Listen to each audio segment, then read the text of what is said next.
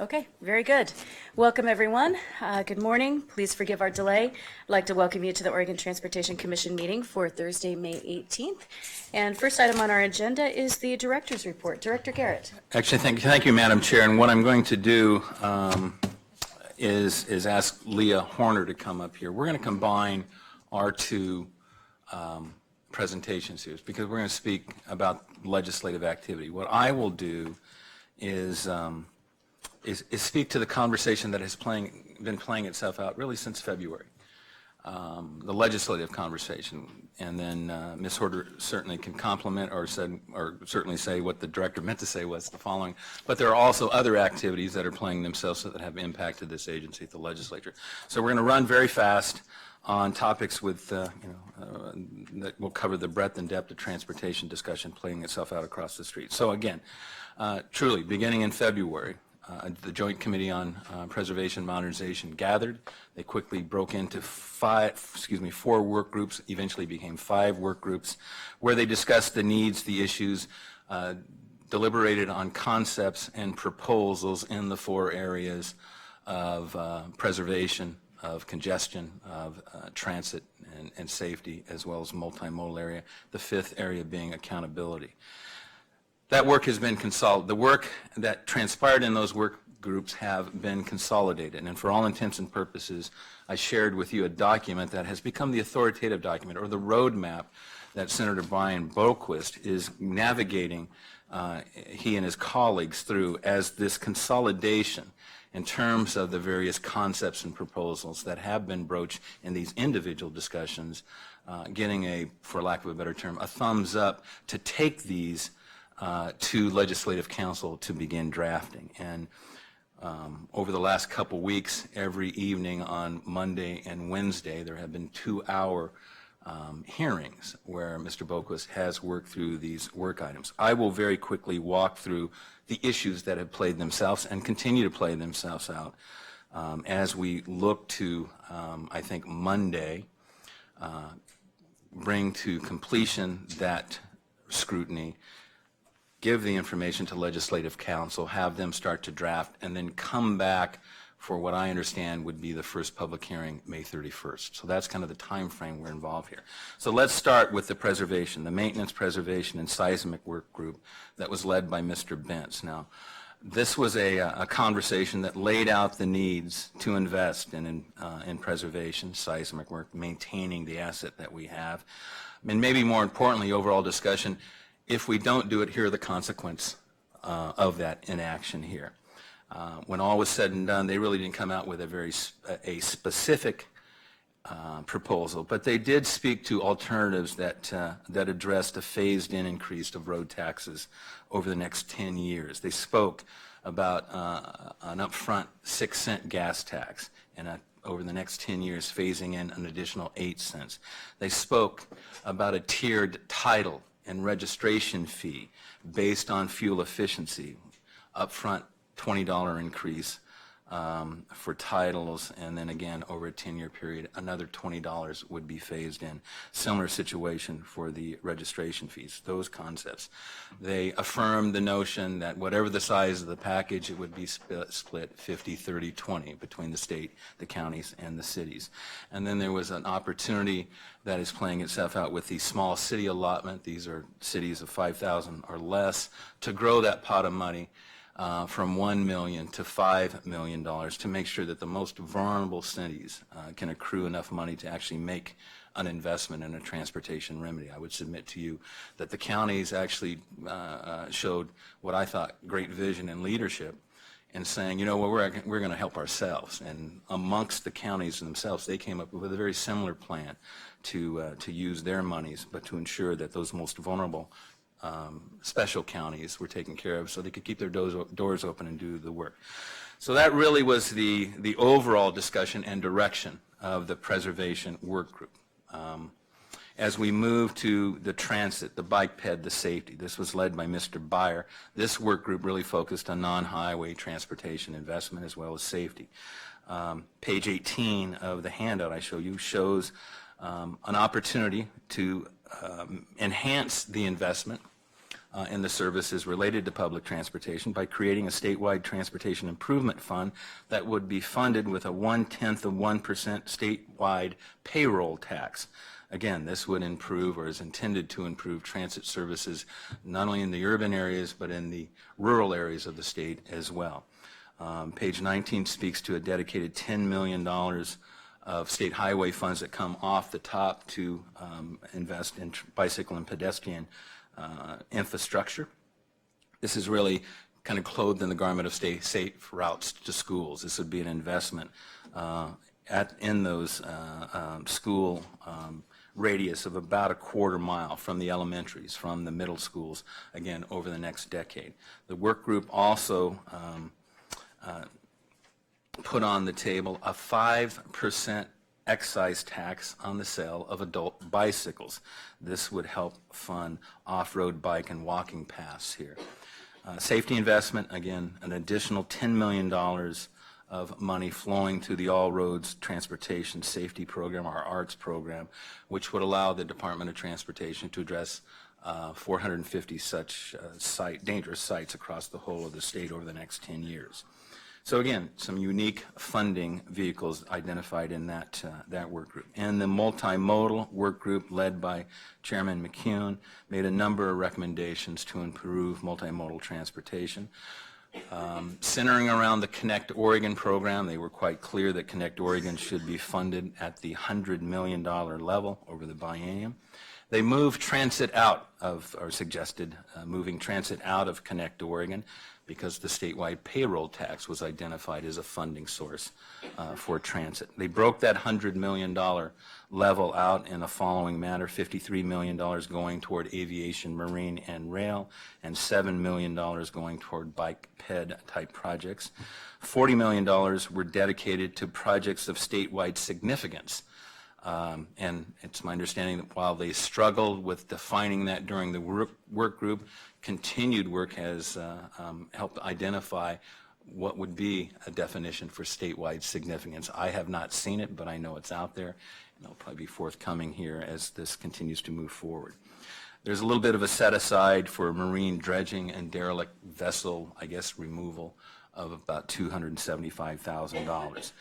The impetus of this effort truly was to move and shift Connect Oregon funding away from lottery funds, and thus was created a $1 per ton tax on aggregate. That number, some people suggest, raise about $100 million, so you can see they found an offset. I will tell you the aggregate tax has been called into question during the last couple weeks as the committee has reviewed these various proposals. Just last night, it was a significant topic of conversation, whether it stays or whether it goes. I'll defer to that conversation. They'll make the decision. One of the discussions is, if it does go away, again, what is the offset? You start to limit your revenue streams and trying to make investments across the comprehensive transportation needs that we have. The fourth group, congestion relief. This was led by Senator Boquist, focused on addressing the major bottlenecks on Oregon highways with a specific emphasis in the Portland metropolitan region. The work group proposal offered up what I would say are many courses of action. We work through disciplines, but arriving at targeting the big three congestion projects up in the Portland metropolitan area. They won't be unfamiliar to you because you identified them in your strategic investment plan. The I-5 Rose Quarter area, I-205 from Stafford to the Abernathy Bridge, as well as Oregon 217. Unique to this is a 50% local share on those big three projects. So the region themselves, the Metropolitan Planning Organization, JPAC, came up with the notion that they'd be willing to put 50% of the money to cover that $1 billion plus investment that's needed through a regional bond or an imposed surge tax. In addition to that, these types of projects would be bonded with some of the revenue streams I'll identify a little bit later in this conversation here. So the opportunity on the big three in the Portland metro area. There was also discussion about jurisdictional transfers, the areas of Cornelius Pass Road, Powell Boulevard, a couple opportunities down in the Lane County area, Territorial Highway, the Delta Highway as well were mentioned as possibilities to pursue. In addition to the big three Portland Metropolitan Congestion projects, there was also investment in active transportation and the auxiliary lane we have, I believe, from Stark to the bridge, maybe Powell to the bridge there on 205. They want to continue to lean in using technology with that active transportation management investment, much like we see on 217. They'd like to see that applied on 205. And again, we continue the auxiliary investment there in the southeast part of Portland on 205. So they've moved those forward. There is the want to better understand, as we will have a discussion later this evening, tolling and congestion pricing, but there is the understanding that much more analysis is needed to truly understand the legal, operational, financial, and the political realities and requisites that are needed before you move into tolling and congestion pricing, with a focus on the interstate system 5 and 205 in the Portland area here.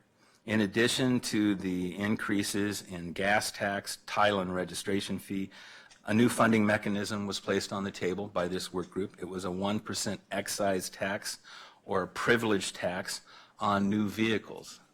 This would be the revenue stream that would be bonded for the state portion of the big three projects up in the Portland metro area.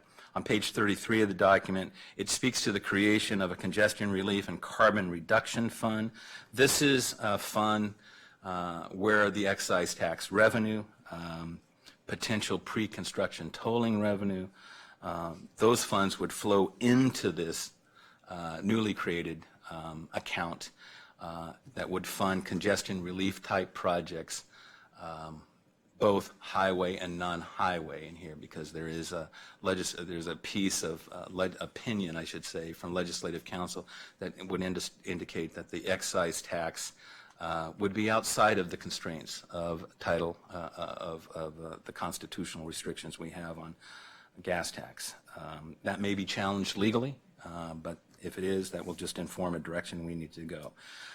So, in addition to the big three, there are also opportunities made available for the eight additional MPOs across the state, looking at the same type of opportunity to put skin in the game in a future conversation that'll play itself out. That would bring in the commission to help adjudicate that second tier of projects that play themselves out across these MPO boundaries, because there would be creation of a state MPO boundary, to be very honest with you, that would allow this type of financial opportunity to present itself. An advisory committee made up of the 5 OTC commissioners, 3 county commissioners, and 2 city representatives would help approve the process to inform the second tier level of investment that may come in. Again, underpinning the whole of the conversation in the congestion work group is everything needs to be on the table. The traditional ways of doing business no longer answer the question, and there must be local buy-in or skin in the game to move this thing forward. The fifth and final work group is the accountability. This is page 37, I believe, on the document we shared with you. A couple opportunities here that are of interest. First, the creation of a stronger legislative construct specific to oversight. There is a proposal to create a permanent joint transportation committee that has authority both in the areas of policy and budget. There's also the proposal to expand the OTC to 7 members, 5 from the Odot regions, 2 representing at-large districts here. There's the request to create a small independent staff for the OTC, independent from the Odot director. OTC would appoint what is termed an inspector general to help inform and look at risks across the agency. That, again, would be independent from the agency. There is a request to have the OTC appoint the Odot director, subject to Senate confirmation. In addition, there is the request to create the Efficiency and Accountability Committee that advises the OTC on continuous improvement opportunities across the agency. It is requested that a new interactive website be created that displays the various projects that would come with an increase in funding here at the state, county, and city level to identify what problem are you trying to solve, what are your schedule and milestone opportunities, what's the budgetary information, are you on budget, on schedule, the impacts to the public during construction, as well as the benefit that accrues to the public once the project is complete. Trying to tell the story. This is clothed in the garment of transparency. Disciplines around standardized project selection criteria with a focus on return on investment. Disciplines around standard project reporting. All this applies to the state, the cities, and the counties. Reviewing, streamlining opportunities and continuous improvement. Again, getting back to the formation of a couple advisory committees here. I want to centralize or continue the conversation with regard to rest areas. How do you bring them, continue the discussion with the Oregon transportation experience? And it's termed centralization of rest areas. And then from a transparency aspect, the low carbon fuels, what's that really mean? How does it, what are the implications to the traveling public as that piece of policy plays itself out? So, Madam Chair, those are that's a quick overview of the 5 work groups, and as I say, they are coming to conclusion with the scrutinies that they are applying to these various elements that have come out of these work groups. And as I said, the Joint Committee, I believe, will finish that rigor on Monday, then hand over that information to Legislative Council, who is drafting what will be the 4-corner document known as the funding proposal, with the first opportunity for the public to make comment on the 31st of May. Timeframes are tight. They know they are running fast, and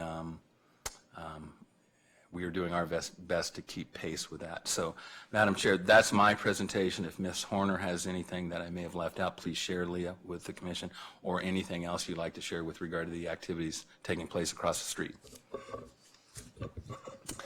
Good morning. So I think Director Garrett covered the funding conversation pretty significantly. I just wanted to touch base about a handful of bills that we are actively engaged in. One of them, as you recall, is one of our agency bills, Senate Bill 34, which was the move over expansion for our crews and stranded motorists. This has become an ongoing conversation that we've been having with a handful of legislators. And it actually has a work session this afternoon with a -1 amendment that would modify the entire move over law to move over or slow down instead of move over, and if you can't, then slow down. And so this is something that we've been working with the Oregon State Police on, as well as some former law enforcement legislators who are interested in making that kind of across the board modification. So to be determined how this afternoon's vote turns out on that one. We also have our cost recovery bill that continues to sit in Ways and Means, and there's conversations about how we should be approaching the cost recovery conversation in light of the funding package. Are we making sure that our base costs are being recovered and then tacking on to that additional fees as part of the revenue source? And so we've had a couple of conversations around the best way to approach that conversation in light of all of the other pieces that are going on. One other bill of interest in Ways and Means is Senate Bill 374, which is the Real ID bill. And what we are hearing at this point is that there is every intention by the legislative body to pass that bill. And so it does have a bit of a delayed implementation based on some things that we're hearing from DHS, which would mean that the fiscal attached to it is minimal because it could be rolled into the STP. So we continue to engage in conversations on that. Just a couple of other bills that were actively engaged in Senate Bill 1008, what is around the clean diesel. And the last amendment, it had a public hearing yesterday. Last amendment takes out any reference to CMAQ. So that has been a positive step forward for us, I think, in the conversation. And we continue to engage in the conversations around oil train safety and how we can be a good sister agency to both DEQ and the State Fire Marshal in their response needs. So we continue to engage in that as well. One other bill that I'll mention that still continues to sit out there with conversations about how strict the penalties should be is distracted driving. There's both a House bill and a Senate bill, and they're continuing conversations with the intention to move something, but still kind of wrestling with how far they should go in the legislation.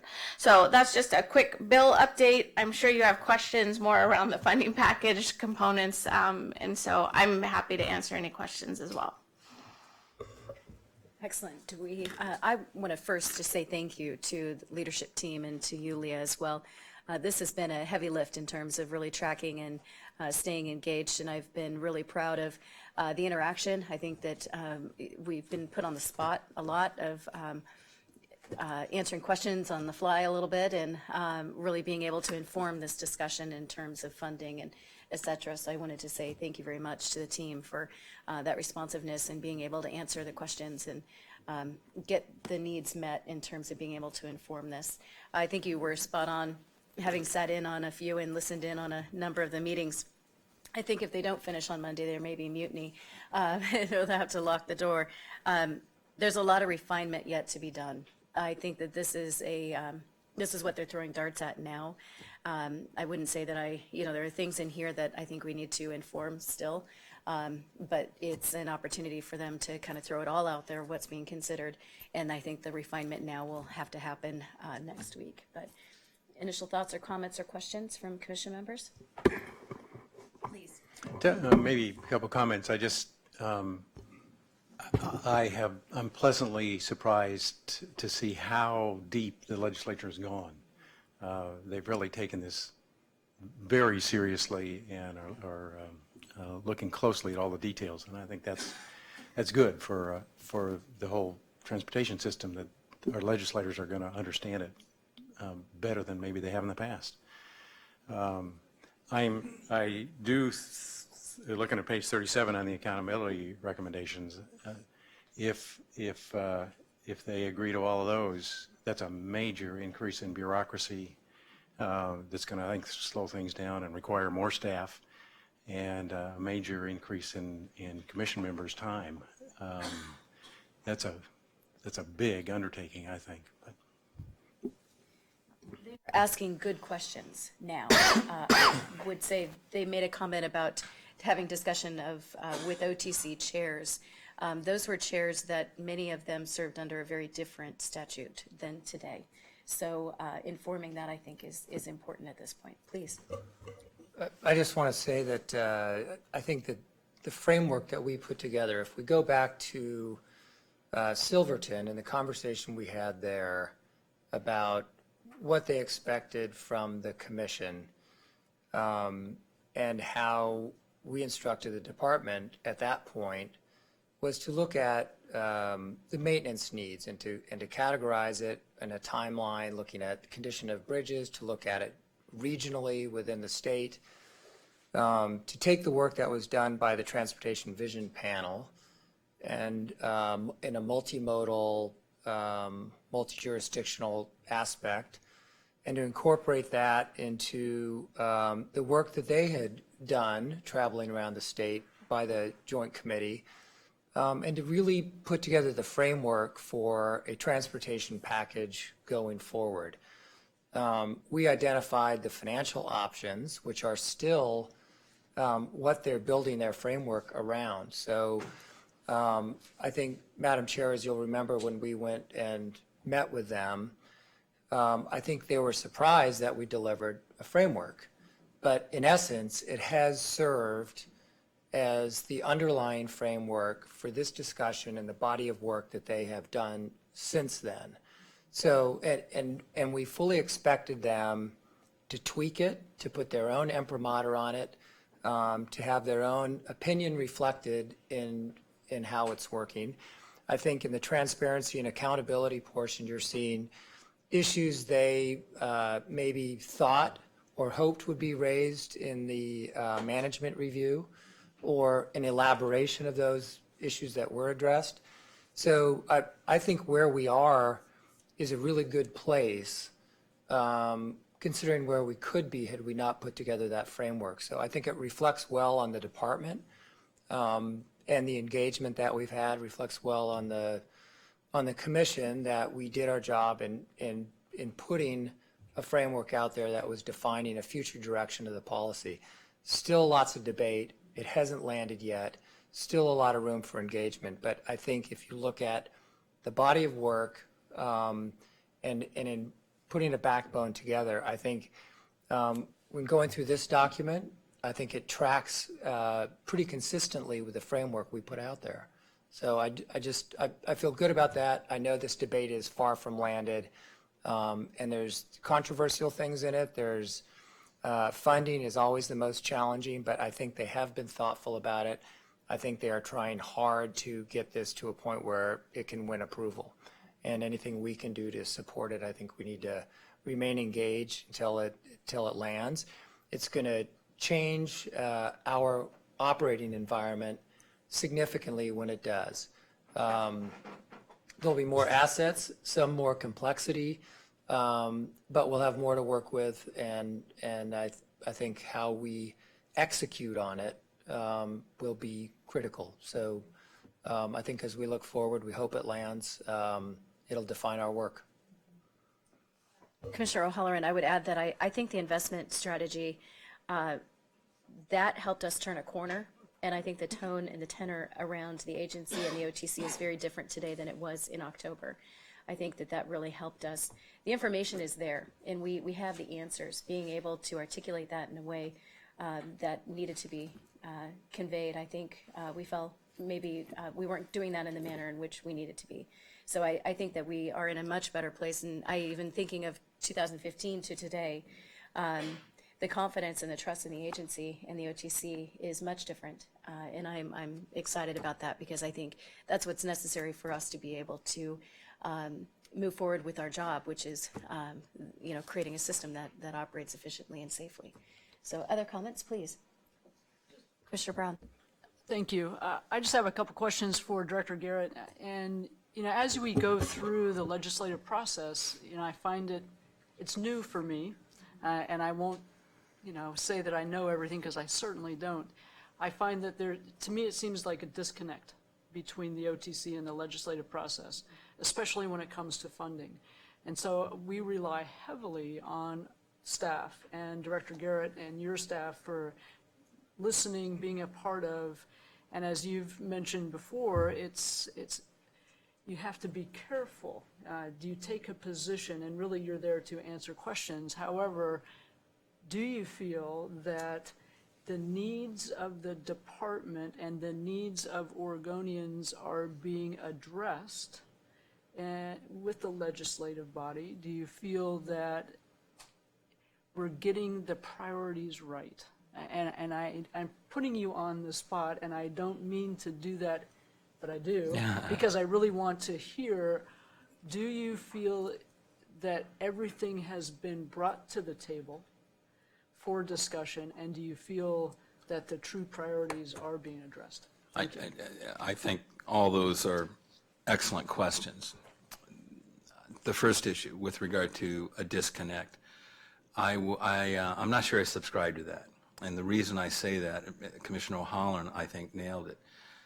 The work of this commission in crafting that strategic investment plan became a foundational document that you can see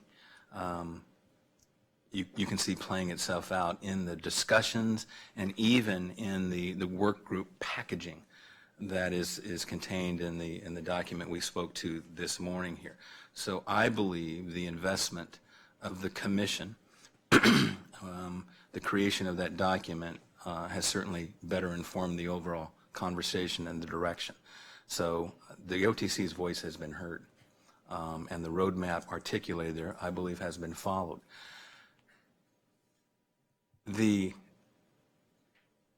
the needs themselves, the themes that came across, as was communicated to the Vision Committee, has been communicated to this commission, and then the Joint Committee as they rode circuit. Again, all affirming, all stayed within really 3 or 4 themes of preserve the asset. Oregonians have invested billions of dollars in the transportation asset.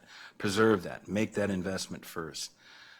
You're compromising the ability to move families and freight with congestion, specifically in the Portland metro area, but across the state. That is embedded in the document and the direction of the conversation.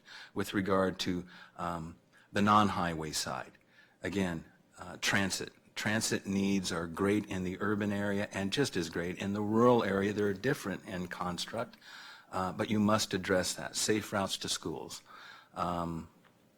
Ensuring that people, if they want to walk to school or take a bus to school, there is that, or ride a bike to school, there is that opportunity.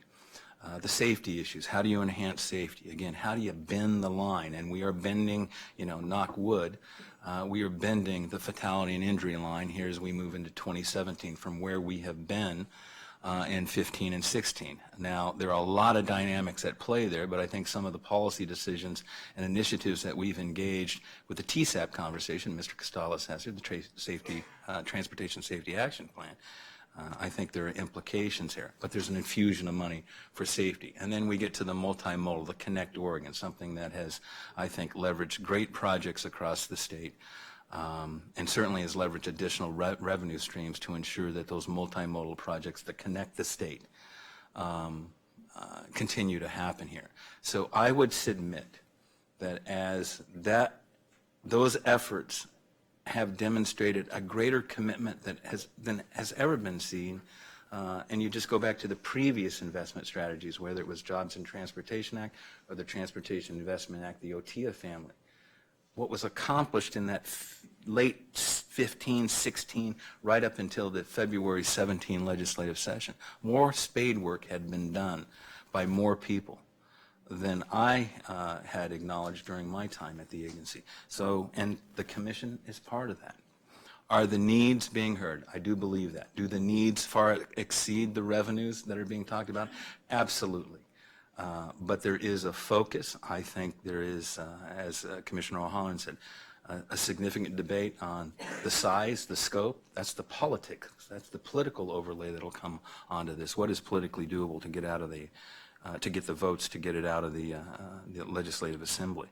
So and maybe it's because I'm a pathological optimist, I lean seeing things moving in the right direction, positive tone. Doesn't mean there won't be intense conversation. Doesn't mean there won't be difficult conversations or even conflict, but that's what the process is all about. So I am of the opinion, Commissioner Brown, that we are, our voice has been heard, the voice of the commission, the voice of the agency, and we will stay at the table because it is not over and there are some difficult discussions in this journey we have before us. So a long answer, I apologize. No, and I sincerely appreciate that. I think that you're right. There's never enough money. But I do think as long as if we can assist in that prioritization and continue to push forward what those priorities are, you can look and carve out the right funding for the priorities. You're never going to get all that you want because you don't need all that you want, but you do need what you need. And I think when we look at a funding package, the second part of my question is, have we looked at all the right pieces of funding? I mean, these are huge tax increases that not all will pass. Our people can't afford that. But is there something that you would think of, or the agency, or even the commission members, to share with the legislative body that, hey, have you thought of this? Or do we think they've got it right? We have left it all out on the table. And as I mentioned, we have challenged the traditional ways of doing business. You're seeing excise tax on not only vehicles, but also on bikes, aggregate taxes, bonding, tolling, congestion pricing, the forward lean into that. I think we have exhausted the avenues and placed everything we can on the table. If there is another revenue source out there, Lord knows we've turned over every rock and we can't find it. And I think the legislature has done that as well. And I think they'd be more than willing if someone could find that rock and bring that to them that maybe we haven't discovered here.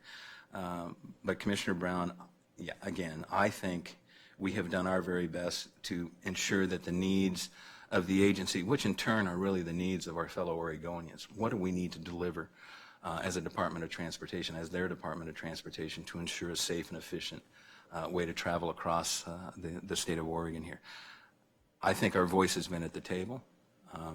Where we disagreed, we have raised our hands because now's the time to do that.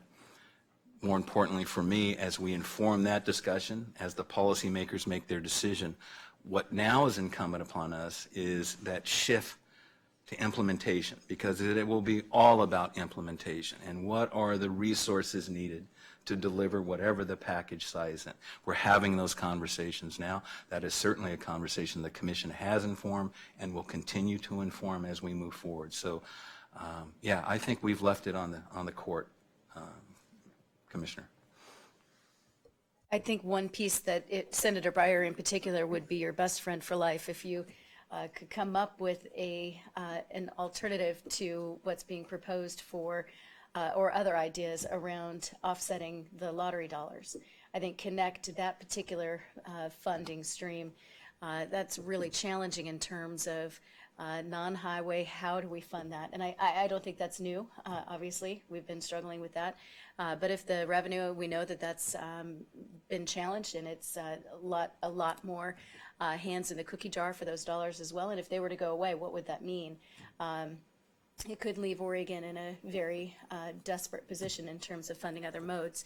So what I was hearing was really a plea of what if there's something else out there, bring it forward, because we've looked at everything, as the director mentioned. So if you have in your hip pocket an idea, now's the time. Please.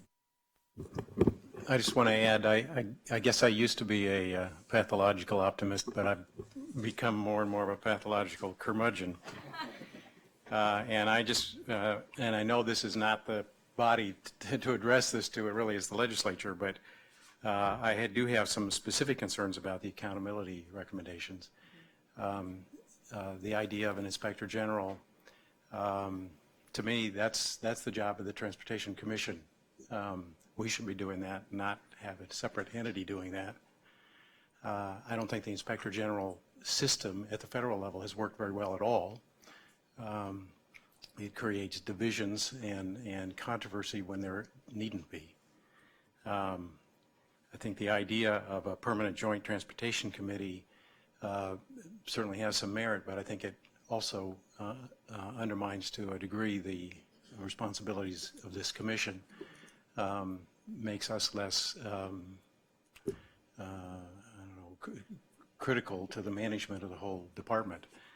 And finally, I know there may be disagreement on this, I really don't believe having a separate staff for the OTC is a good idea. I think Washington has done that, and the result has been a weakened Transportation Commission in Washington because there's competition between that small staff for the commission and the staff of the agency.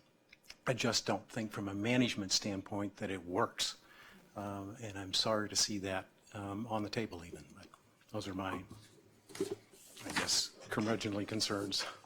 I think they're important. I don't disagree, and I've helped to identify dedicated, being able to, it's a support function, not an independent. There was the mention of Washington last night. That would be something that I think I would be adamantly opposed to. So I don't think that there would be disagreement. I think the terminology and understanding of the function. So I'll be doing what I can to help inform that discussion as well. Commissioner O'Halloran, did you have comments? No, I would just, I think in respond to Commissioner Lohman, I think that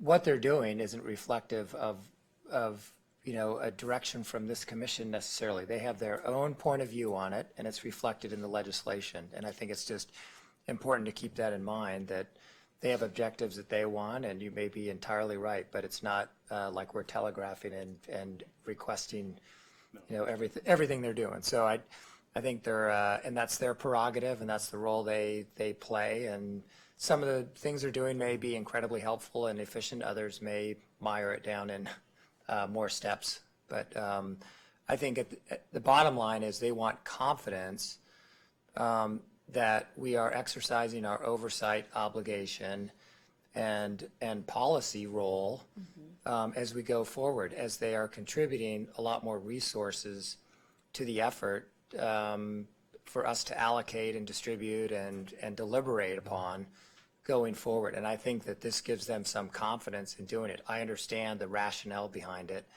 and why they're getting there. And if they're taking a big leap and spending several $1 billion more over the course of time, they want that confidence, and this helps them get there. I get it. You may not be wrong, but it's their point of view, not necessarily ours. Right. I will add on the Solicitor General, when I asked a bit more about that, it was more about audit functions. And I think in talking with Travis and with the director, it could just be a function staff realignment. I don't know that we need to go as far as maybe some of the considerations. But as with anything, this is really what to throw darts at. This is everything in the kitchen sink. I think it's strengthening the audits piece, which we've already started making movement in that direction as well. So anyway, please. And I think they want to minimize or try to eliminate conflict of interest or the appearance of conflict, right? And that they want an independent lens to put on things that they think we may not see because of our relationship. So I get it. I'm not saying I'm supportive or opposing it. I'm just saying I understand their thinking. I would have to agree with Commissioner Lohman in a lot of ways that I feel like this just adds a lot of unnecessary weight to a ship that already moves very slow to begin with because of its magnitude and scale in terms of bureaucracy. And the last thing I would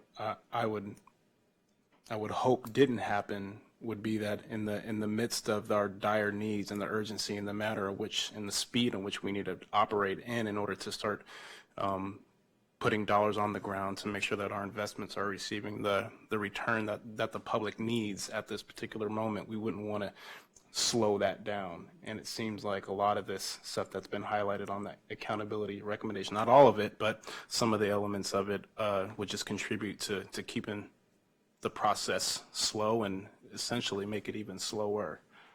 And that's the last thing I would want to happen. Okay, other comments or thoughts? All right, thank you very much. More to come. All right, we are running a little bit behind, but let's welcome our partners. We have Judge Thompson and we have Commissioner Weimer as well. Gary, will you be joining us? Excellent. So, Mr. Farnsworth, I will turn it over to you.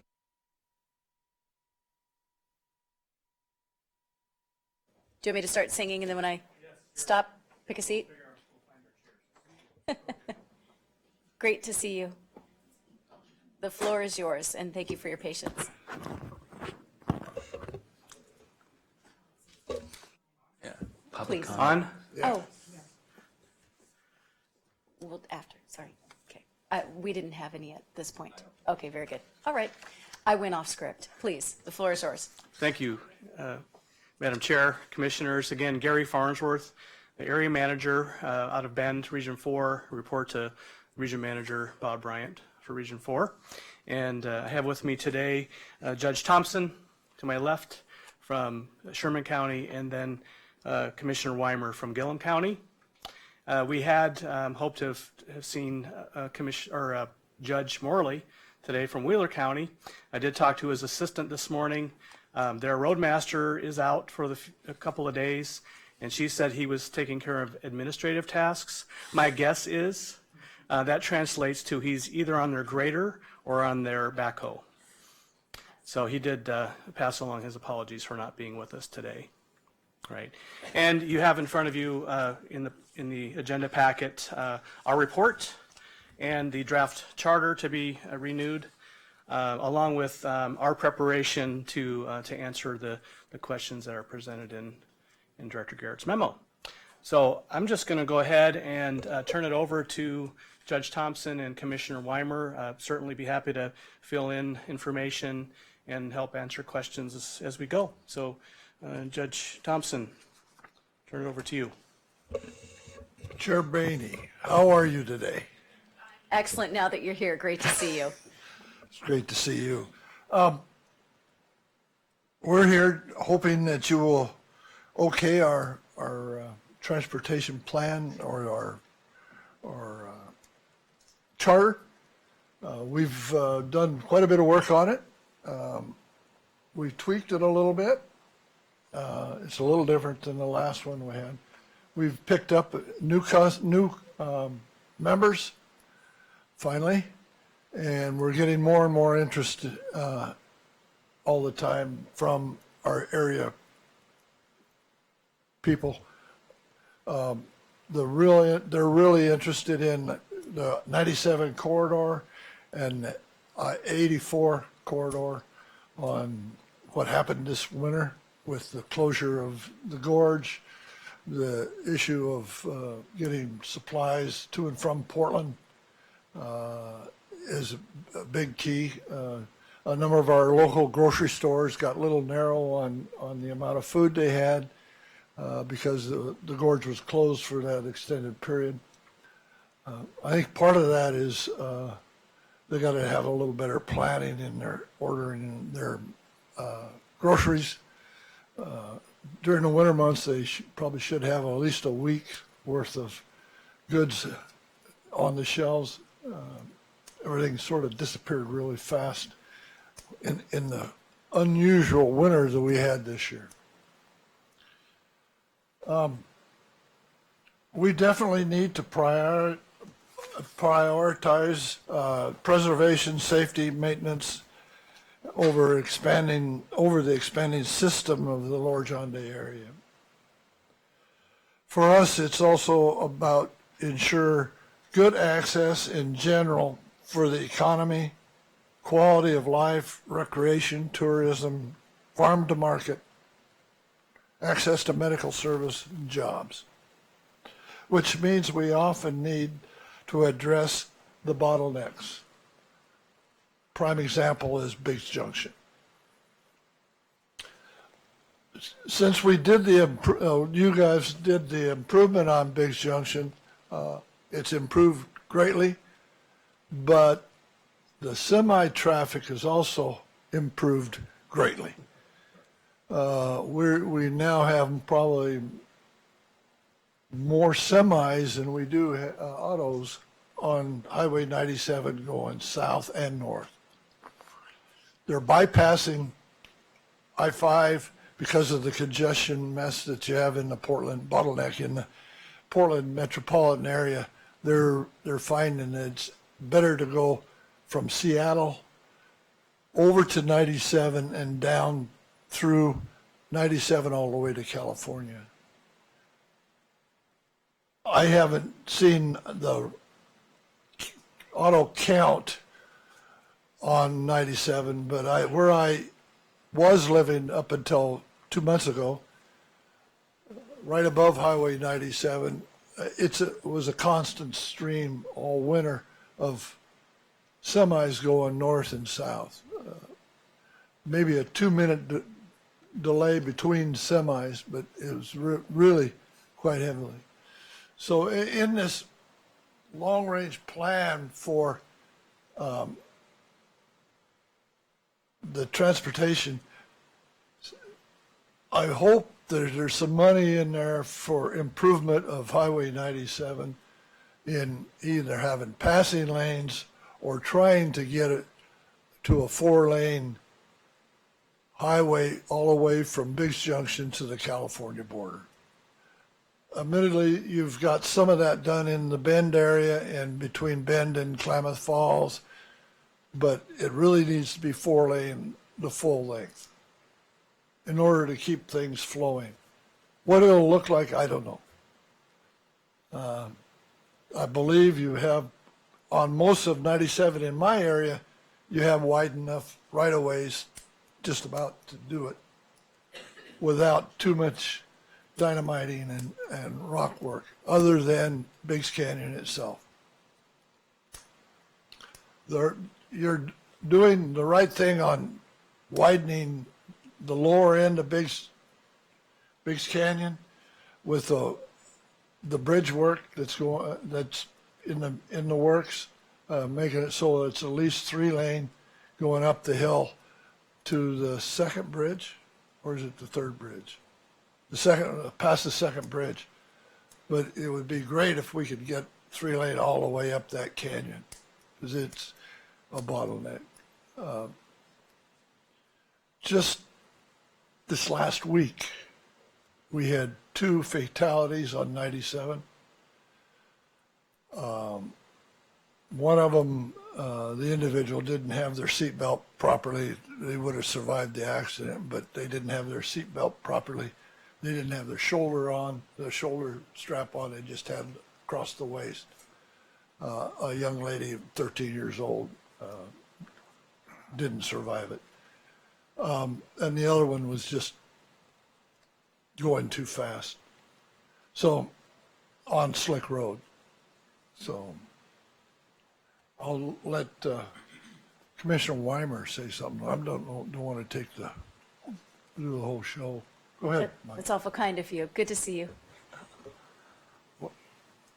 I don't hear very good, so if you start asking me questions, well, we'll have to be real careful that I get it right. Besides being a county commissioner, I also have a wheat farm out in the middle of Gillum County. So the transportation is very critical to my operation. And within our area commission on transportation, I've been on it not as long as Gary has been, but about 10 years. And I think our act has really worked together to come to consensus and to come up with the projects that we can all agree upon. And with this, one of the things that I think you'd like to know is that the Connect Oregon grant that we got, we actually, I think, had 2 of them for our Shuttler Rail project, and that has been a big success. And the number of rail cars that are using that rail with waste management is huge, and that's a lot of trucks.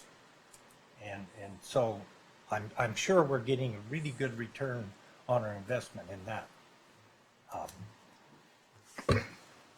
The other thing that listened into what Director Garrett had to say, about the legislative package, a couple things that kind of raise a flag with me is one of them is this aggregate deal, because our road department produces a lot of aggregate for our area, and some of it we're doing in with Odot, and this also gets into this contracting deal and the projects there that we just may not be able to do that kind of thing if it gets too complicated. But it's really been a win-win for us, and I know it's saving the people of Oregon money. And so I'd hate to see us mess that kind of thing up. And it's kind of like this one bill, kind of a deal where one size doesn't fit all. And we get into our small operations, and you get too much paperwork, bureaucracy in it, and it's done. And out in our area, we're talking small too. And so that's something I think that we need to make sure that the people understand, the legislature understands how this is going to impact us. And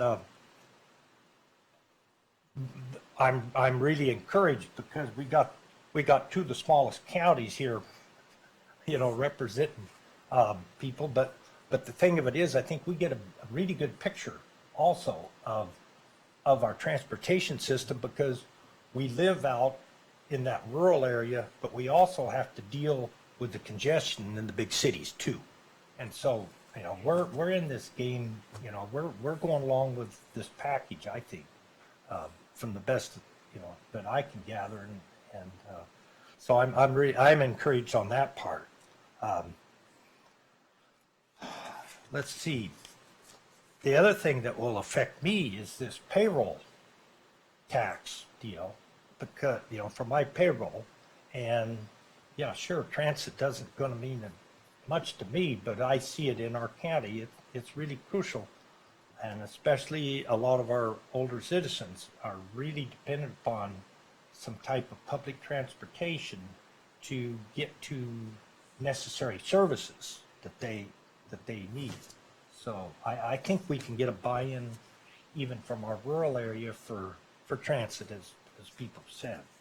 I think those are my main points that I see with coming from our area.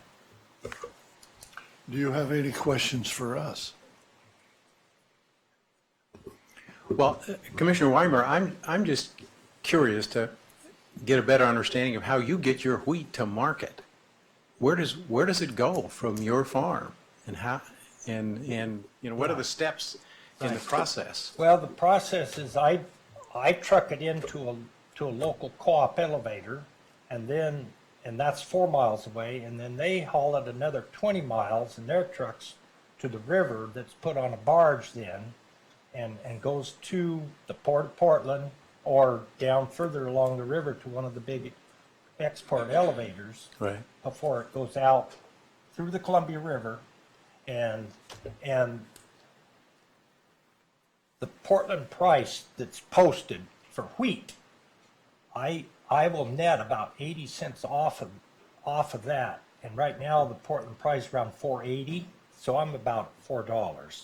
So, and of that 80 cents, about over 60% of it is in transportation of that commodity just to get it to the export elevator.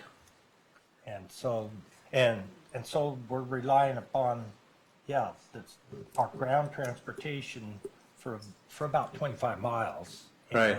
And that market road that it gets hauled out from the co-op elevator to get onto the state highway, I'd like to take any one of you and make sure you bring your neck brace to see what kind of roads that we're moving our commodities across on our county. That's county road. That's a county road, Yeah. yes, yeah. We have got a couple of those that are very critical for the, million bushels to go across.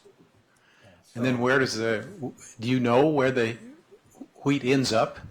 Do I know? Is it in Yeah. Japan, Oh, or- yes. My brother lives in Singapore. He works for U.S. Wheat Associates, and so I see most of our wheat that's produced in the Northwest is exported. Most all of it. Right, is. right. When you get further to Idaho, then some of it starts moving east. Other way, But right. almost all of it is moving down through the Port of Portland. Talk about the importance of an integrated transportation system. I was just Yeah. going to say, exactly. Commissioner. I just want to commend you guys. And Judge, I think that Highway 97, I think that your last point was probably the most important, is the safety issues. Clearly, there's been a lot of investment in 97 as Portland congestion has driven a lot more truck traffic to it as a way to avoid Portland in north-south. And it's also a key recreational corridor and our seismic corridor. But as the traffic increases, as the population increases, the safety issues have gone the wrong direction. And I know the holiday season was particularly troublesome in and around the Bend area. And so I know it's not lost on this commission. There has been a lot of investment, will continue to be, but I think safety is the one thing we have to just focus on to really get at, because we've just gone the wrong way. but appreciate your focus on it as well. Thank you. And I would add that I think from a seismic resiliency, from a Cascadia event, that is going to be the only way for us to bring our economy back online, both from a life safety response as well as the economic vitality of the state of Oregon. So Highway 97, for better or for worse, is actually top of the list in terms of all of those reasons why that investment makes great sense. And your concerns and your support is shared across the state, I think, both in the, which you engaged in as well, the joint, the Governor's Committee Visioning Panel, and then also the Joint Modernization and Transportation Committee, both heard loud and clear all over Oregon of the importance of Highway 97. So thank you for staying supportive and engaged in that. Other comments or thoughts? Please. Thank you for highlighting the concerns, because I didn't see that in some of the things that were written, so I really appreciate seeing those. To me, that's the value of an act, is you bring to us things that we don't see. And so highlighting your concerns locally, what your communities are looking for, and then bringing the big picture to us as far as Highway 97 and the safety concerns. You know, I know how important some of these smaller acts are, and I came from the southern, Rogue Valley, so I understand the difficulties of pulling communities together and then everybody moving forward on a set of priorities. So thank you very much. Thanks for working hard, and if there's something else that we can do as a commission, please bring that to our attention so that we can explain or explain to each other why it's so important to hear from you. So thank you very much. You're a big part of Oregon that many times we don't see because we focus on other things. Thank you very much. Madam Chair, I did want to offer one other item. Commissioner Runyon from Wasco County had also hoped to have joined us, but he's off on a philanthropic mission down south right now and wasn't able to join us. But he's been a great participant more recently in the group, and I agree with Judge Thompson. The energy has been very high and positive. And the example I want to use from Commissioner Runyon, is he has got us with a standing topic on operations of the I-84 corridor, partly due to the winter events. And now we've got the right folks coming together, not only from Odot, but also from WashDOT staff, to engage conversation at each of our meetings around what are we doing to plan ahead for either planned events such as the eclipse or unplanned things that happen along the corridor, and how we manage mobility along the gorge on both sides of the river. So those are the types of things that are exciting to me, to see that diversity grow in the group, and their energy and their willingness to come together. A lot of volunteers. Rufus at Bob's Texas T-Bone every few months. It's a great engagement. Can I just follow up on that? You do have some new members. How are you doing on attendance at your meetings? We usually fill the room. All right. Great. There's more people showing, and we're also getting a lot of walk-ins that are not even on the commission, on the act, but are interested in what we're trying to accomplish. Great. Or checking up on us, one or the other. Well, and now that we have at least the prospect of some additional funds, it's good to have people getting more engaged and looking for ways to use that funding well. I would like to invite any of you to show up at one of our Texas T-Bone parties and see exactly how rural organizations are run and how lax we are or casual we are, but we do get quite a bit done during the meetings. Great. It was interesting to see, I think in the materials, 31,000 for a population and 7,000 square miles, and very unique, different communities, yet all sharing the, small in nature. The way that this act in particular comes together to partner and leverage and support one another is really an example that we use, and great to see. That's the role, that's the hope, and as Commissioner Brown mentioned, you have great success that you've shown, but also I think you've shown great leadership as well in keeping that going, so thank you. Thank Please. Madam Chair, and I would also note that Nike has deep roots in your district in Fossil, Oregon, which was where Bill Bowerman emanated from, where he started experimenting with a waffle iron to come up with a new design for shoes.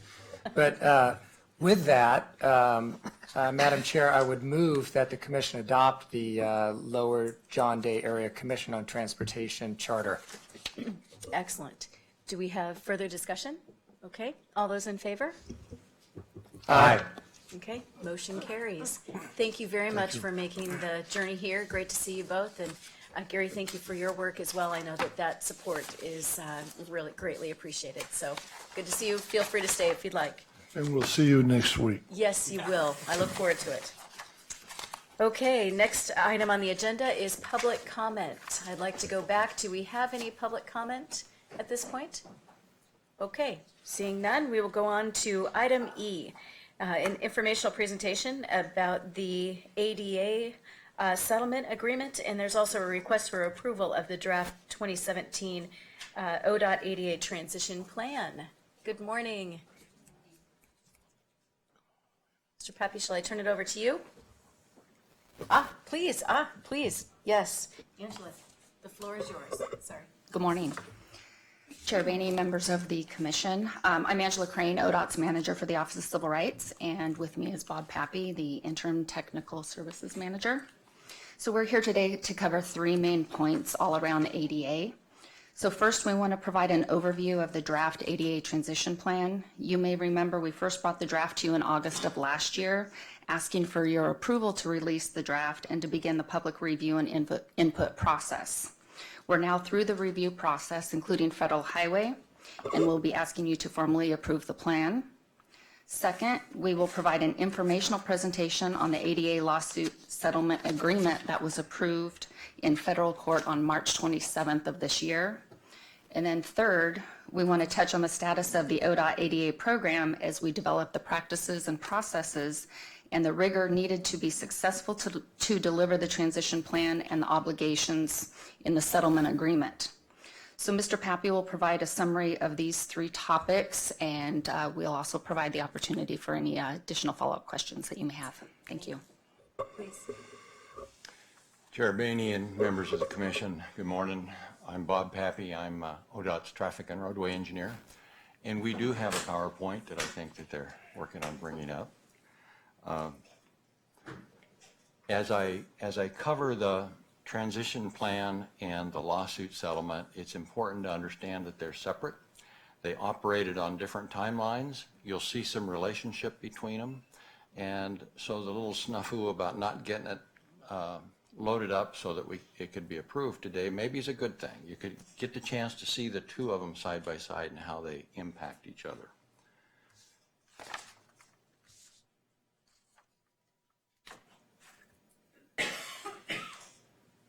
Okay. It will be up just momentarily.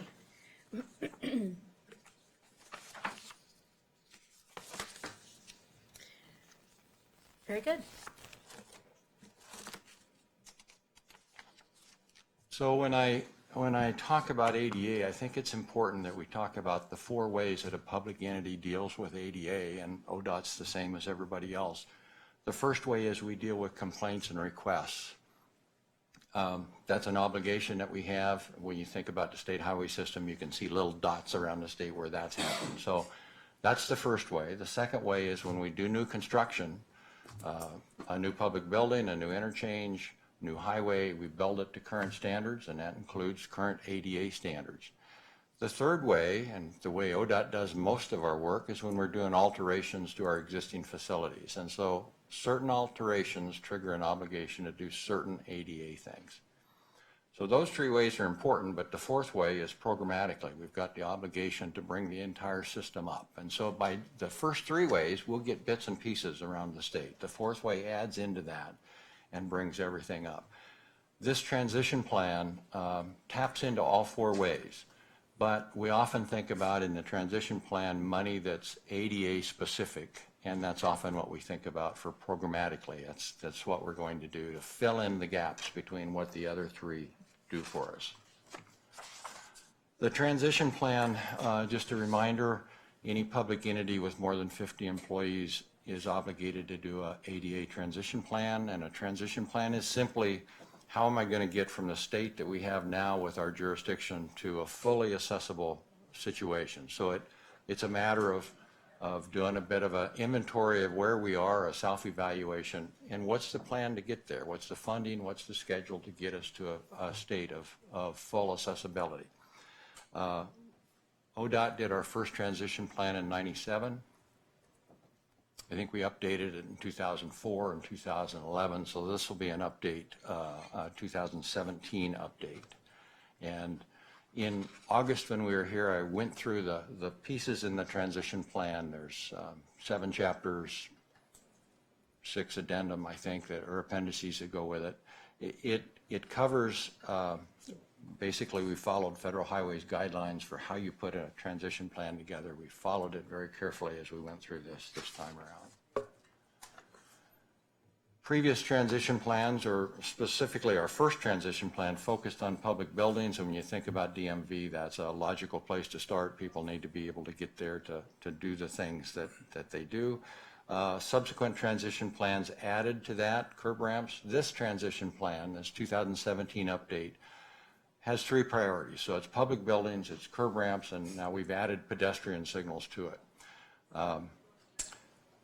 The plan focuses on those and makes them our priority, but the plan is intended to address all the ways that we have barriers on our system. And so the plan also includes sidewalks, multi-use paths, transit stops, on-street parking, park and rides. It's intended to cover everything. So even though we focus on those 3, it's broad across our jurisdiction. The transition plan identifies funding, and sometimes you can be blind to your PowerPoints. The left-hand side there, I meant to say the 1521 step, or the 1518 step, and the 1821 step, so I didn't get those right. But the 1518 step has $9 million in it. $6 million of it focused on ADA. $6 million of it is our Sidewalk Improvement Program. So everything we do with sidewalks, we're doing to current ADA standards. So that's getting sidewalks and curb ramps. And then we carved out $3 million out of the fix-it side of the funds that focused simply on curb ramps in downtown core areas. And then the 1821 step has got $29 million in it. It's got that same 6 for sidewalk money, and then $23 million that we've carved out to address specifically to address ADA features. And this transition plan makes use of that money as it starts to lay out a schedule, and then it assumes a commitment, an ongoing commitment of about $6.5 million a year to continue working through the transition plan to bring us to a level of everything being accessible. Approximately 2045. I'm not sure that that's the correct date when we look at the schedule. But so there's the funding side of it, and then there's the staff coordination, keeping the eye on the ball side of it, and that's what the right-hand side of that slide is supposed to mean, because staying engaged with ADA the way we need to covers all the different disciplines that we do, all the different business lines, and everybody is involved in that. This is the schedule that's in the transition plan, and essentially it's a schedule that brings each of those up to a state where there's no backlog, where we're at a point where we're maintaining an accessible system. It includes public buildings on there for 2021. We don't have a backlog of public buildings, but we've got several contracts for future work, and that's where the 2021 date is. The rest of them, curb ramps, ped signals, sidewalks, the rest of those are the dates that, with the funding we have, we believed as we put the transition plan together, that's where we would end up with each of these. Back in August, when we were here and asked to your approval to release it for public comment, we went through a little over a 45-day period for public comment. The public comments that came back generally fell into these 5 categories, with one of the categories being a general catch-all for those miscellaneous comments. jurisdictions, priorities, policies and standards, those type of things were the questions we got. Many of the questions were around very specific locations. So they went down to a level of detail that the plan didn't get to. And there was an awful lot of that. And there were questions like, so in priority 1, you've got a variety of curb ramps. Which ones are you going to do first in the first priority category? Very good things for someone to be asking, but at a different level than what the transition plan was. We made some changes to the plan in relation to the comments we got. There were a few errors that were pointed out to us that we fixed. There are some things that will be ongoing as we work the plan that will work those issues, but it wasn't necessarily something that would adjust the plan. And this is the schedule that we're on. We went through that public comment period, took the public comments, made some adjustments. We went through a review with our Division Office of Federal Highway, took their comments, and then it went through a national calibration team by Federal Highway, got some comments from them. From them, we got an acknowledgement letter. It's the formal letter that acknowledges ODOT's transition plan. And so from that process, we're ready to bring it to you for approval, and we'll be back next month with that after you've had a chance to review it. So switching gears now, I want to talk about the ADA lawsuit and the settlement agreement. And again, the transition plan lays it out, and a transition plan was essentially done, completed around July. The settlement agreement was finished in November. So a little bit of timeline. I was a common denominator on both of them, and I tried to be influenced by both of them, but you'll see that they're a little bit different, and the settlement agreement does influence the transition plan. But the lawsuit essentially alleged that we didn't address curb ramps when we did paving projects. So when I go back to those 4 ways we do ADA, the third one was alterations to existing facilities. That's what they're talking about. A paving project's considered to be an alteration. We have an obligation to address the curb ramps as we pave through an intersection. That was the allegation, the major allegation in the lawsuit. They also alleged that when we built curb ramps, they weren't compliant. And then finally, the inaccessible pedestrian signals would render a completely compliant curb ramp inaccessible if you couldn't get to the button. We believe that ODOT was operating well within the regulations, the federal regulations of ADA. We also believe we were operating with very good faith. We were doing our best to do what we thought we were supposed to be doing. But the reality is this was a lawsuit that went back to 1992 when the ADA was implemented. And projects from 1992 would have been part of the evidence and part of the discussion. An immense amount of work, staff time, and money. It just made more sense, especially since our goal is the same as the plaintiffs. We want the system to be accessible. That's our motivation for getting to a settlement agreement. And so this next slide shows the timeline. We got that first notice of the lawsuit back in May of 15, and March 27th of 17 is when the federal judge gavelled down on the agreement and said it's a fair agreement.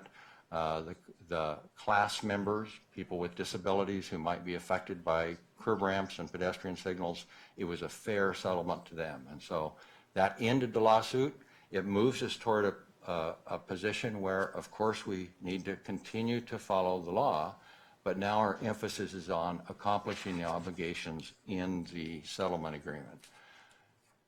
The primary elements in the settlement agreement, first of all, is it applies to the state highway system, and many of our local partners are very interested in that. It requires us to do an inventory of our system around curb ramps and pedestrian signals. Well, so that kind of relates to the transition plan. We have to know where we are to plan on how we're going to get through all the barriers. That inventory has to be done by the end of December of this year. We agreed to $5 million as quick start money for the plaintiffs to identify locations that they wanted us to get started on, and we're actively in the process of putting a scoping estimate together for the locations on their list, and then we'll meet with them and let them prioritize them so the money goes as far as it can go. We have an obligation to remediate any of the non-compliant curb ramps and pedestrian signals. We have an obligation to bring in an independent accessibility consultant. And this is a very good piece of this settlement because there's a lot of regulation out there that overlaps and gaps and conflicts. This accessibility consultant brings the authority of the federal court and represents all three parties, the court, the plaintiffs, and Odot. As we worked with the plaintiffs to interview and find the accessibility consultant that we agreed upon, what we both wanted was a problem solver, because as you work down through a corridor from intersection to intersection to intersection, the problems can be different, and it's not a cookie cutter solution every time. And so we really wanted a problem solver, and we think that we have one. We're currently working to get them under contract, but with the plaintiffs we've selected them. Another major feature was the accessible routes through or around work zones. And then finally, the ADA requests and informal complaints. The plaintiffs wanted us to improve our processes that we had for that. So those are the primary elements of the settlement agreement. When it comes to remediating the curb ramps, the non-compliant curb ramps, the agreement calls for remediating 30% of them in the first 5 years, 75% by 10, and 100% in 15. So the inventory we'll be inventorying until the end of December of this year. Actually, we'll be done before that, but then the 5 years starts January 1st of 2018. So the remediation and the design and build of compliant curb ramps, the two pictures I have up there are intended to show, the one on the left is a bit complex. It's a combination curb ramp that ramps up off the street to a level landing and then continues the ramp up to the sidewalk level. And a light bulb for some of us was you've got to take out another panel of the sidewalk, because often the sidewalk is non-compliant in its cross slope, and if I try and match my ramp to that, I'm skewing my ramp and making it non-compliant. Add another panel to do your warping to make it come together. The one on the right was, I watched the City of Portland crew build a curb ramp right outside the Department of Justice's building in Portland. And they did a very good job of setting grades, setting screed rods, and getting all of the brakes set in the right way and checking them. Concrete truck pulled up, the screed rods come out, and it got free-handed. And when I look at it, I see things in there that would make it non-compliant.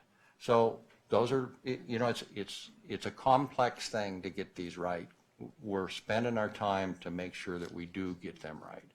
When it comes to the pedestrian signals, this is a good example. When you look on the left-hand side, someone in a chair would have a really hard time reaching those ped buttons.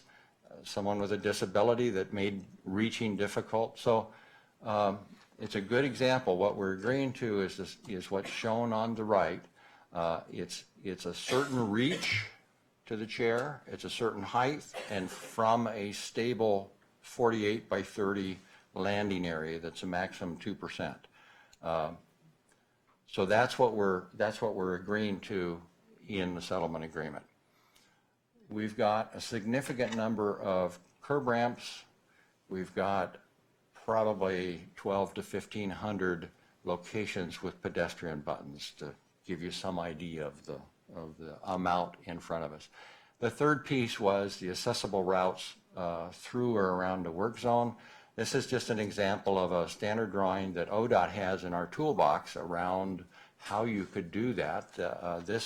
This standard drawing was used on 82nd Avenue with some of the work that was done there, where we were taking out the curb ramps and working right on the corner, and you've got a lot of pedestrians in there. So that standard drawing worked well. We set up a route outside of and out in the outside lane at each intersection as we worked through that. This one's going to be a chore because the plan sets that Odot does with our STIP projects, we do a pretty good job.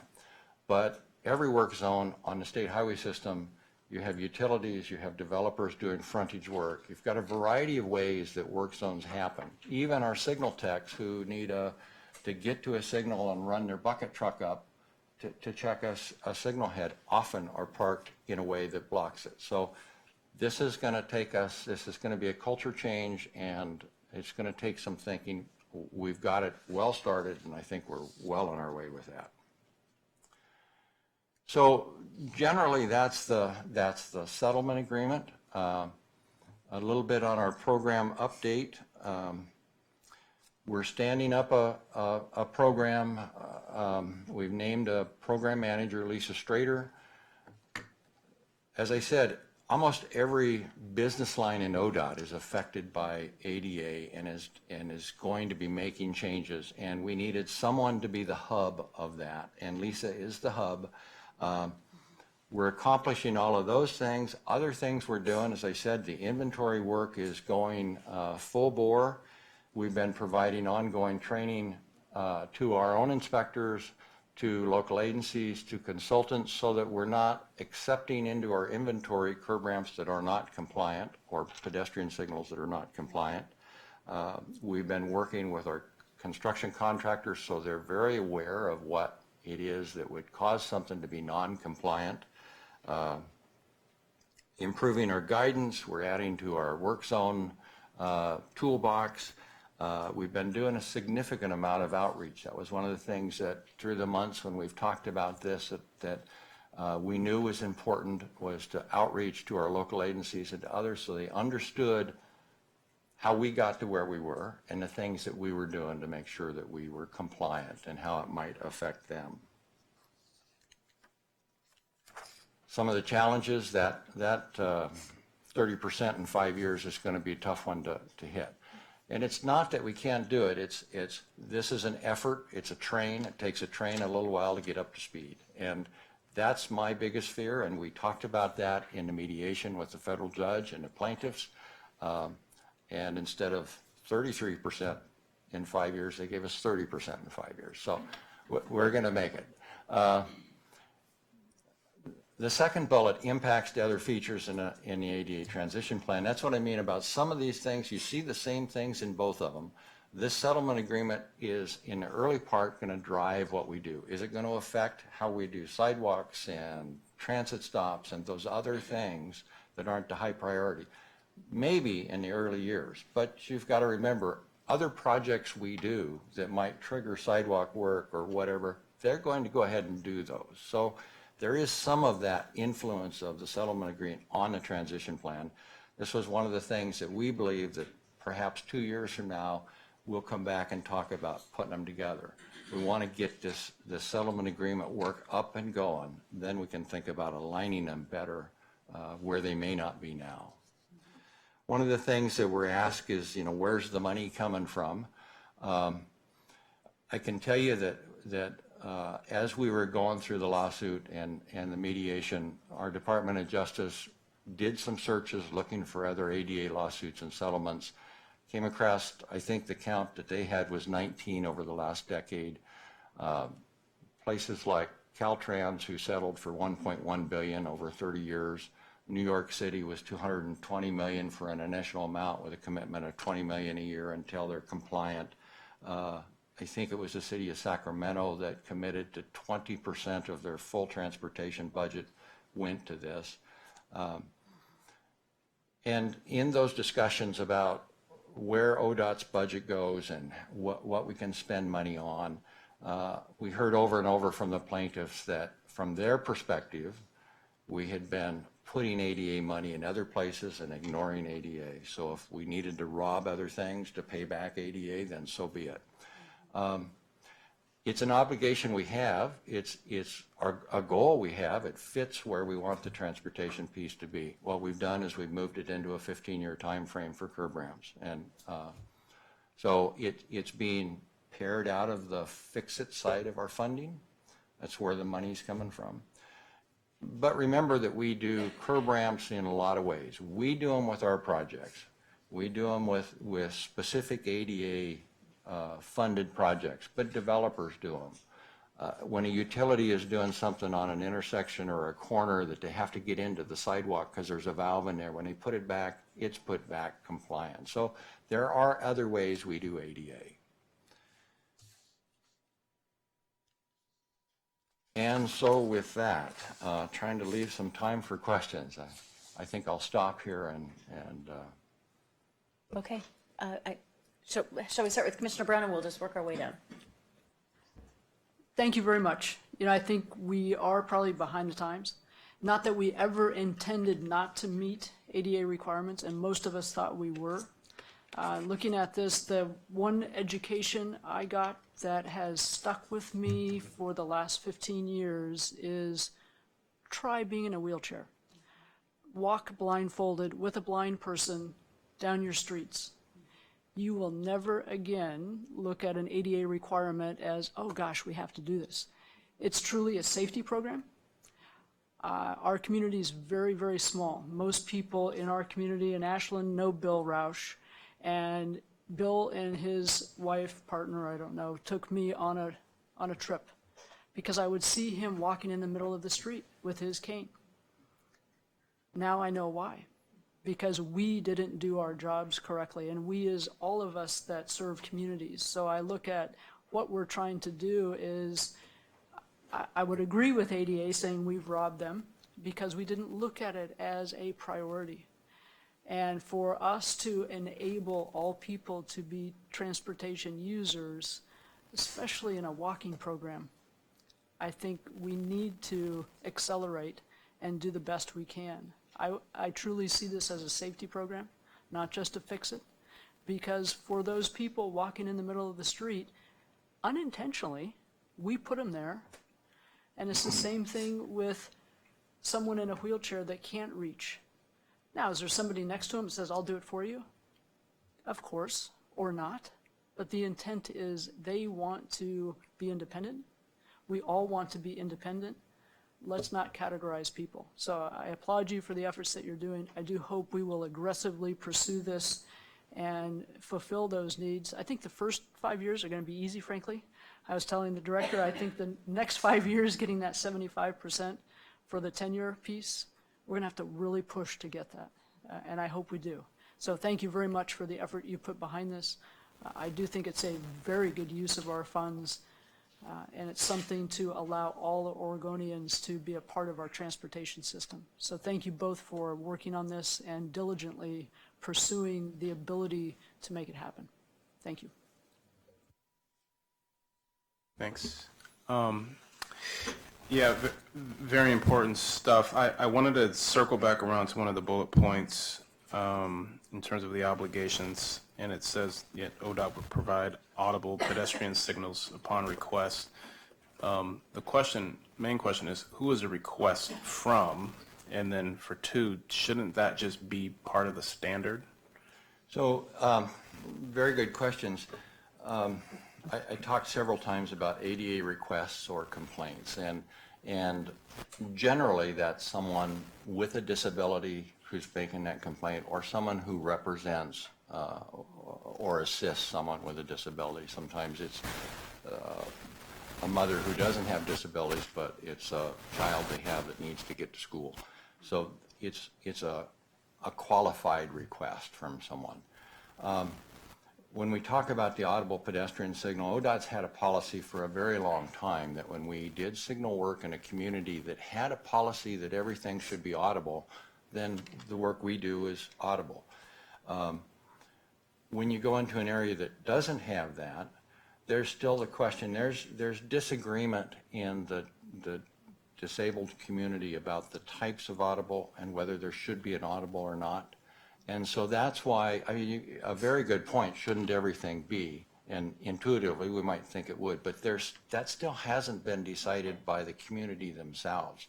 And one of the things that while we were doing the mediation and meeting with the plaintiffs, the Association of Oregon Centers for Independent Living are the main plaintiffs in this. And we talked about how they could help us when we moved into a community and someone asked for it and there was disagreement about the type of audible, that we would use the Association Center of Independent Living to help us mediate in between the different functions that might say we want one, we don't want one. And that's within the disability community. That's not the rest of the public. It's just there are some who believe they should have it, some who believe they shouldn't. And so that's why it's upon request. Great, thanks. And then my other question was the last bullet point are those obligations that we would hire an independent third-party consultant. Have we defined a budget for that consultant, one, and then two, I would assume that would occur a little bit more beefing up in staff positions in Angela's office to support whatever recommendations come from that and best practices of how to move forward in terms of managing it. So the request for the independent accessibility consultant initially came from the plaintiffs.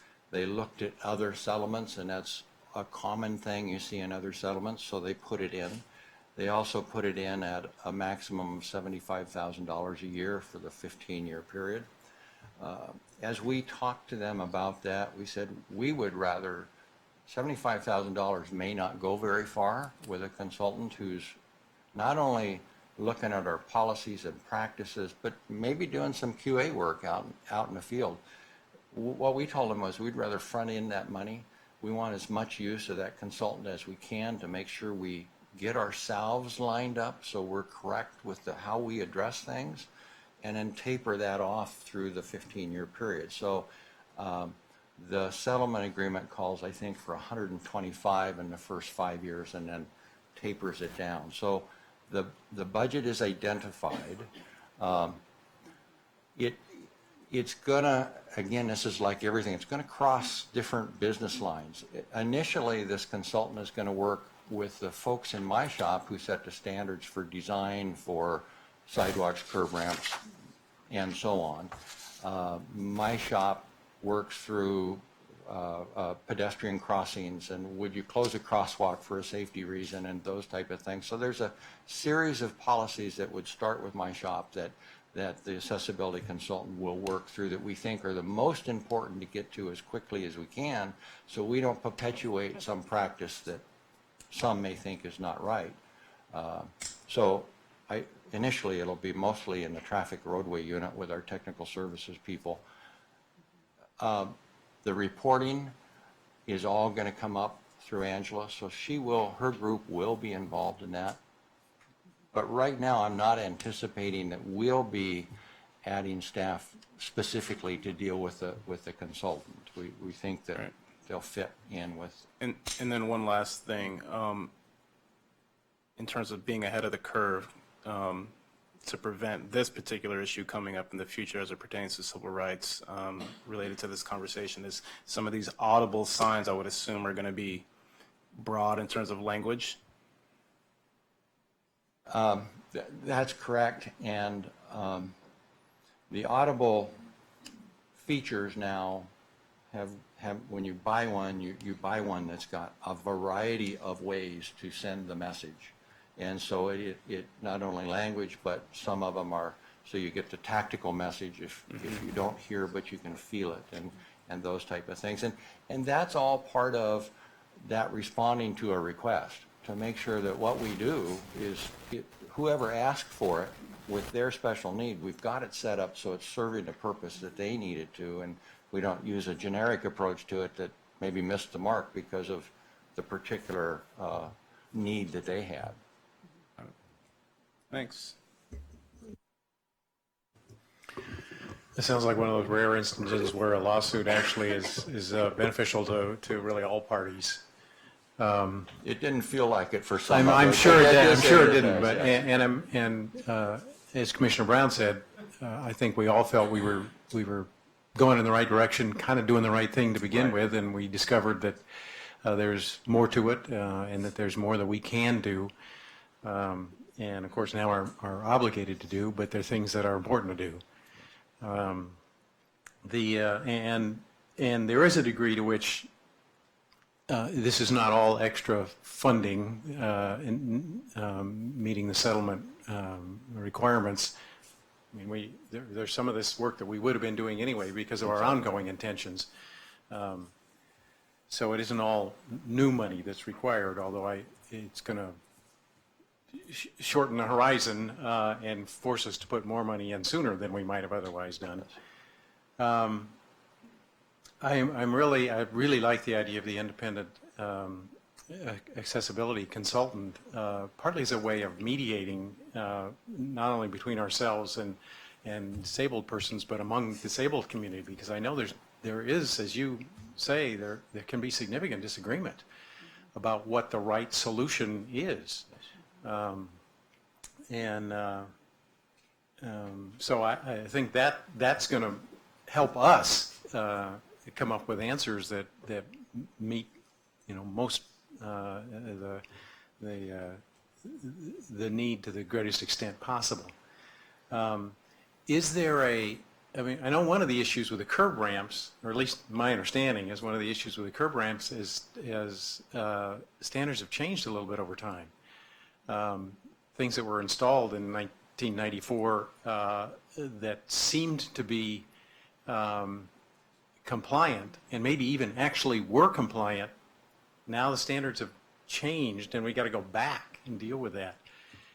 I don't know if that's accurate or not, but my question is, are we fairly confident now that the standards that we're using today are going to be in place for a period of time, so we're not having to go back and retrofit again? That's one of the things that the accessibility consultant is going to help with us is that question of, if it was installed to be compliant, is it compliant today, even though current standards might be different? There is some thought that the answer is yes, it's still compliant. Does it serve the need? I mean, is it traversable? Does it do the things it needs to do, even though maybe it's 36 inches wide instead of 48 inches wide? Right. So the accessibility consultant is going to help us with that. Federal Highway will help us with that. There's guidance with that. As far as the standards changing, the basic standards, the slope of the ramp, the cross slope of the ramp, those are two things that haven't changed. And that helps with that idea that if it's traversable, even though it's an older standard, it's likely those aren't the ones that are being complained about. There's plenty of places where the ramp is either missing or it's broken up, it's just can't even traverse it. And so some of this is an approach of worst first. Where do we do the most good the fastest as we approach this? I'm also curious about the impact on local jurisdictions who in some ways are meeting the current standards is going to be even harder for them than for Odot, because they don't have enough, they're even more short of money in the first place. I know there are situations down in our area where sidewalk projects are being canceled because they're having to spend the little money they have on retrofitting curb ramps, for example. So the net result is probably negative in terms of accessibility. Are the things that we've agreed to in the settlement agreement really going to end up being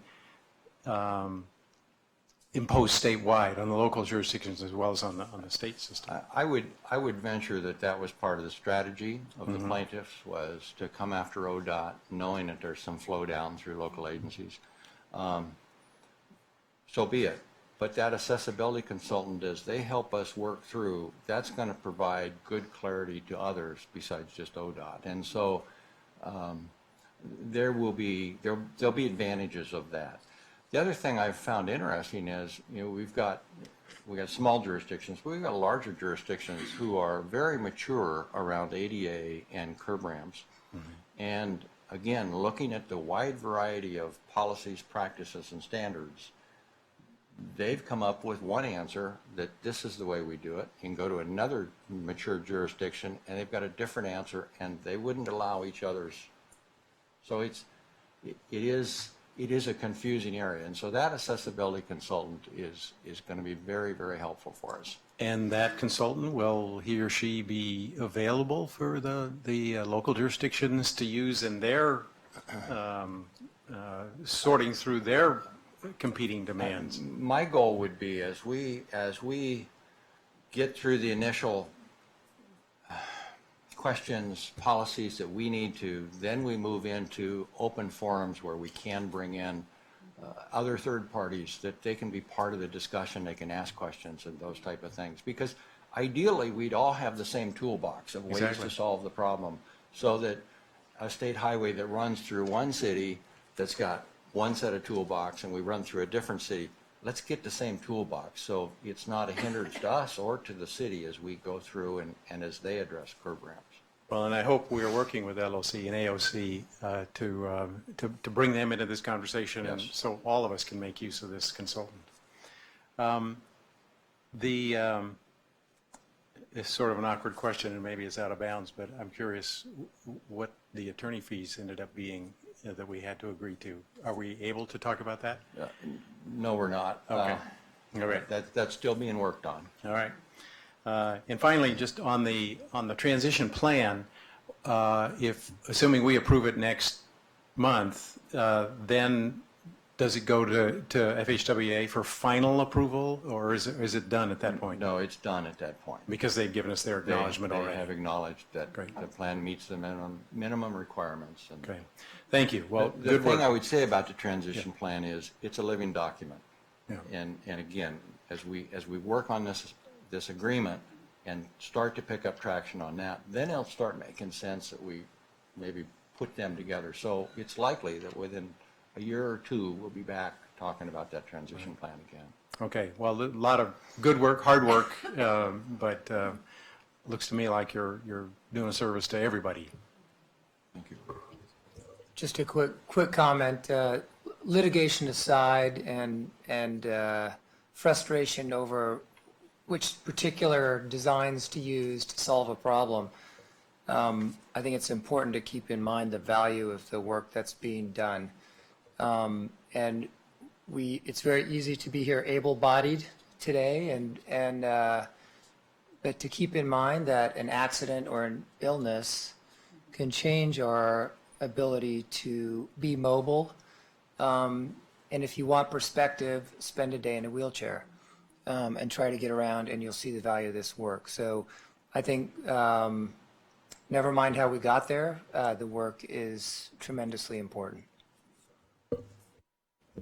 I echo those comments, and I wonder, do we offer opportunities? I too had the opportunity to what we call ADA for a day in our community.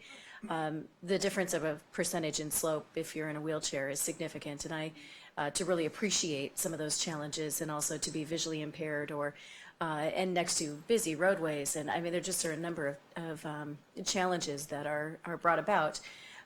Do we offer opportunities for our team to have that experience as well?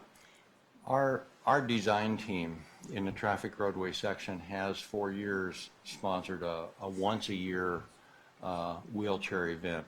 We have several users in the agency, and we have family who are users, and we would put together groups of 7 or 8 or 9 and go into different areas to use the ramps and the features to see what impacts there are.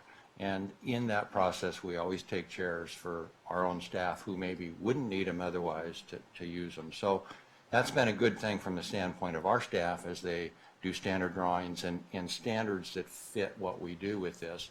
A broader experience, we went to the Active Transportation Conference in Portland and talked about this, and the ADA expert I have on my staff brought along a wheelchair and brought along a truncated pad and set up a course for folks to use, and so there were people who took advantage of that and tried it. But that is one of those things that you'd think we'd all benefit from if we did it more often. Great. Well, I'm happy to hear that those experiences are happening, and this is great work. I think the most valuable comment is, of course, that we share the same goal. And I look forward to hearing the response in terms of if this existing, if it were to have met the criteria at a certain point in time, if that actually stands true today. Some of those pieces would be good to have an update as we move forward, but very appreciative of this work. Thank you. Good. Do we have other, please, Mr. Lohman?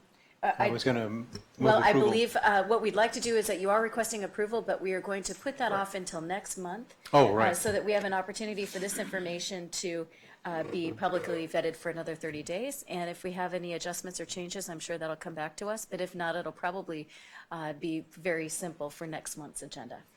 Okay, thank you both very much. Thank you.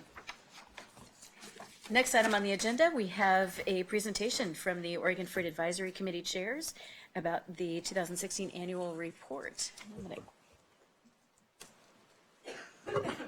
Madam Chair, if I may, while the good folks are getting settled, I'd like to share some thoughts about an individual who's sitting on that panel. Going back to 1998, I had the privilege of staffing Susie Lassen on the Freight Advisory Committee. She is a charter member. She's been there since day one. I think it's important, now that Susie is retired from the port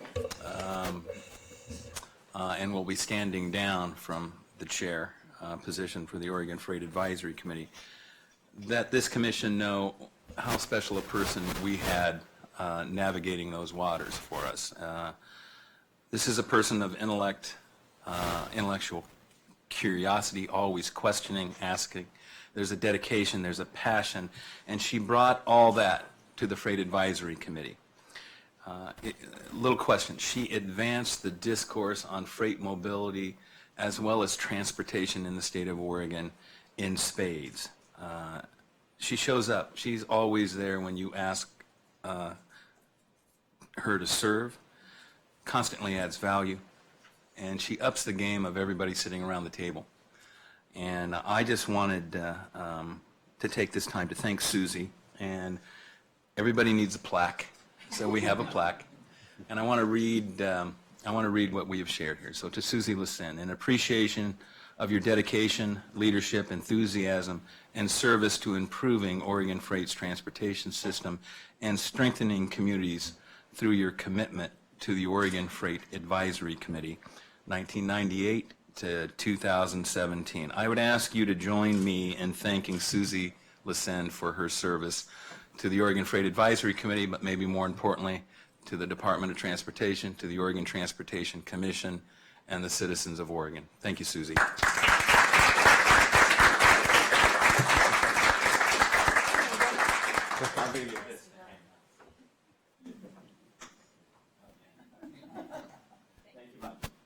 Thank you, Madam Chair. No, we have work to do. We're late. We're late. So. Please. Can I just add that I, of course, worked with Susie for a long time, for a number of years on the organization chart. She reported to me, but actually, as she has done here, as she does everywhere in her life, she managed me, and she did it well, Yes. as usual. So with that, the floor is yours. Great to see you.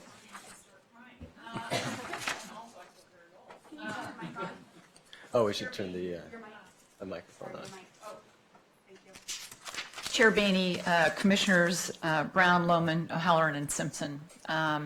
It is a pleasure to be here today to share with you the annual report of the Oregon Freight Advisory Committee for 2016.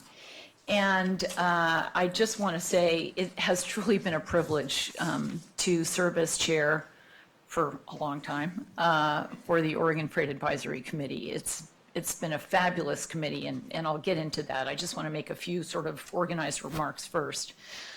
You know, the infrastructure, the road, rail, marine, and air systems really are essential to provide the variety of industries and citizens in our state with good access to the many markets needed for both business sustainability and growth. But what I think you've probably heard me say on a number of occasions is that a well-maintained and interconnected network can truly be a competitive advantage for us, particularly for a small market. It offers alternatives and efficiencies for businesses seeking reliable transportation costs and market access certainty. And I think this year, or this past year, more than any, with the not too recent loss of container service at Terminal 6, the number of studies that were done related to the Oregon Trade and Logistics Initiative, the Governor's Vision Panel, the Joint Legislative Committee hearings. We have consistently heard about the importance of having a system that functions for the businesses, because it does make a big difference. So these facts were heard loud and clear. I think the good news is that we've also heard from the communities and the individuals of the communities themselves about how important a functioning transportation system is. And it's for this reason that I think the Oregon Freight Advisory Committee is really excited about the fact that we now have this bottlenecks report that's completed. We have the beginning of the intermodal connectors report, almost completed. And it provides both you and the legislature with a blueprint of opportunity to really address some of the most pressing freight needs in the state. It also allows us to be compliant with federal requirements and to position the state to be a recipient of a larger share of these national grant funds.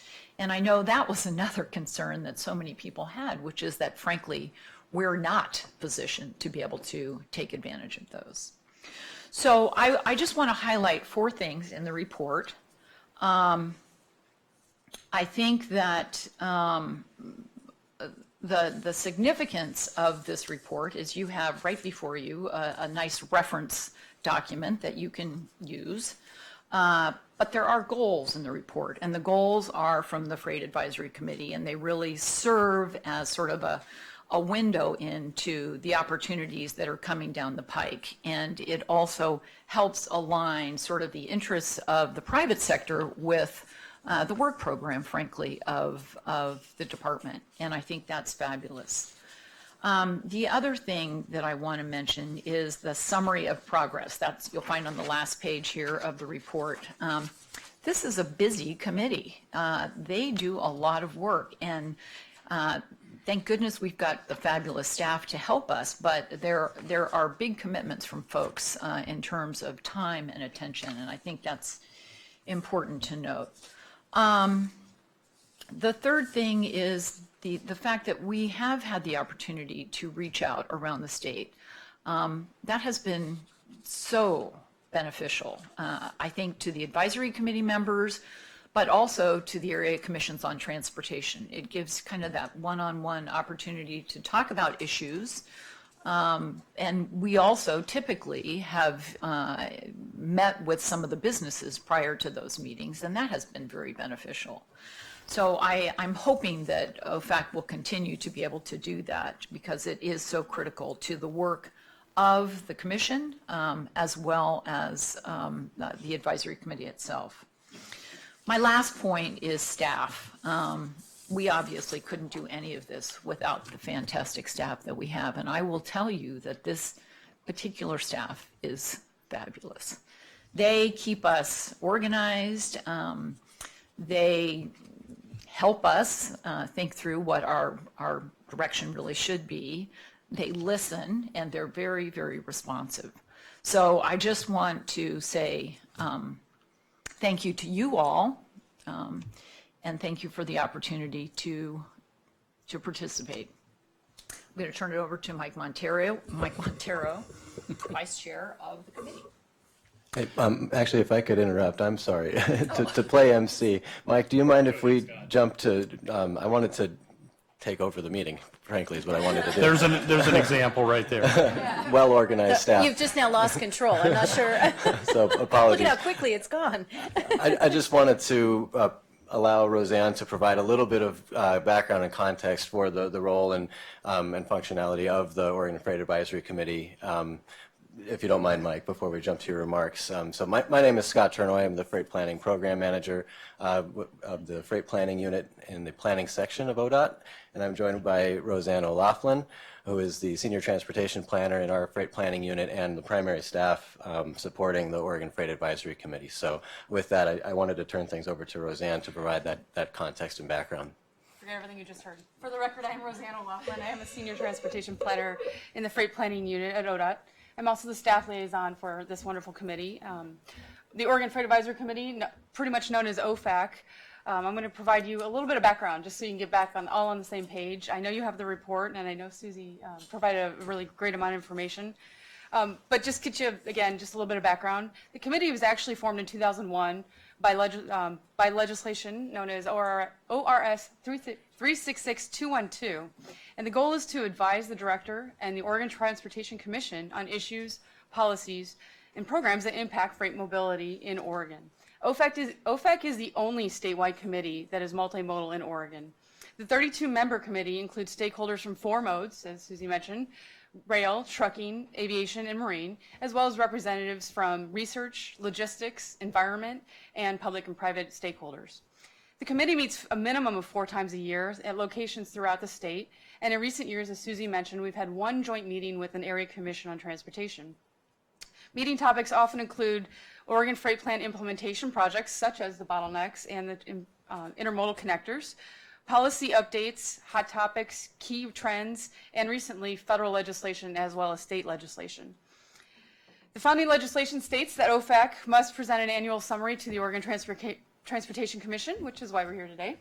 And this information is actually presented in paper form as well, which you should have in your packet. And again, Susie is our outgoing chair, and Mike Montero is our vice chair. And again, I'll hand it back to them. I just want to give you a little bit of background. Thank you. Hello. Madam Chair, members of the Commission, my name is Mike Montero. I'm the Vice Chair. I'll be the interim chair. I won't repeat what I did at our last meeting about filling shoes, so we'll leave that at that. Do they have heels on them? Ding, ding, ding. Took the words right out of my mouth. I just echo what staff and what Susie's said. I've served on this committee for about a dozen years. I will tell you, I have learned much at the knee of Susie, you might say. She's been an excellent advocate, an excellent educator. The role of the Oregon Freight Advisory Committee is really unique as I see it. The fact of the matter that it is operating under the authority of the legislature and then requires broad private sector participation was quite a policy challenge for us. Just as you have before you different modes, for example, the bicycle folks and the ped folks and the trucking folks and everybody else that says, I'm more important than the other ones. We need the money and we deserve it. And probably in isolation, they're all right. Well, imagine doing that when you're looking at different freight providers. I can tell you that aviation sees the world differently than the ports do, and much differently than the trucking industry does. So the challenge of this committee, and I think we have forged an effective organization, and Susie gets a lot of the credit for that, was a process of helping us to understand the unique freight asset values of each of those modes, and then forging that into some kind of a comprehensive connective policy so that we can provide good advice, not only on project policy, but in many cases in our area commissions, project selection. I will tell you that the direction given by the Oregon Transportation Commission some years ago to broaden the voting membership to include freight was one that was badly needed. And I will guarantee you, having chaired our commission down the Rogue Valley for now 20 years, that's been an educational process as well. And so if you are a representative from local government and your frame of reference in a city like Ashland is predominantly a bike ped, that advice when you're sitting on these committees making recommendations to you folks benefit dramatically from advice that we get from our representatives from freight. So it's really critical. We think ahead to the future that with the legislation coming through the reauthorization of the trust fund, authorizing Fast Lane and Fast Act, and providing a requirement that committees like OFAC be in place to provide their advice, I think provides the Oregon Transportation Commission, the Oregon legislature, the state of Oregon, real value in being well positioned early on. I'm sure that all of you wouldn't have thought ahead that it would have that importance, but it does. And I think the state is going to be the beneficiary of it. Now I'm going to say what everybody in freight says, and that is we're important. And I'm going to tell you why I think that. At the end of the day, if you look at no matter how noble and no matter how much utility all of the modes have, if you ask yourself a simple question, and that is which mode provides for the broadest array of Oregonians, it's freight. You can be in a hospital bed or in rehab, and believe me, you depend upon freight. There's no shortage of financial commitments that others bring to you, but freight is unique, and I'm going to explain to you reasons why I feel that it is. You just commissioned about a year ago a transportation options topic plan, which freight was part of that. And when you think about the objective of that plan is to say, what are your transportation options when you make decisions on personal transportation? If you look at what options freight has, they're extremely limited. And the consequences for failing to maintain or to sufficiently fund those assets, they have impacts on our community, both financially, environmentally, and from a livability perspective. So the cost of congestion study, portions of which are cited in this report, they need to be placed front and center. It needs to be an educational piece for our legislature and for our citizens as well. And that will be one of the goals going forward before the Oregon Freight Advisory Committee. And we'll work through our area commissions to try and export, if you would, that information. What I also want to share with you is OFAC's position that it isn't just we need the money, give it to us because we're the most important. There are strategic investments that can and should be made in the other modes where it can be evidenced that there are measurable improvements to those, if you would, modes or their infrastructure that then frees up capacity on systems for which freight can only rely on. So just to give you an example from our part of the area, and of course Commissioner Lohman and Commissioner Brown will understand this, we have the wonderful viaduct that runs down through the middle of Medford. It's about 3,000 feet long. And based on which version of the study that you want to read, when we were doing the evaluating the South Medford interchange, it was interesting that of all of the trips that go across that viaduct, less than 50% of them go on beyond it. It became Medford's downtown arterial.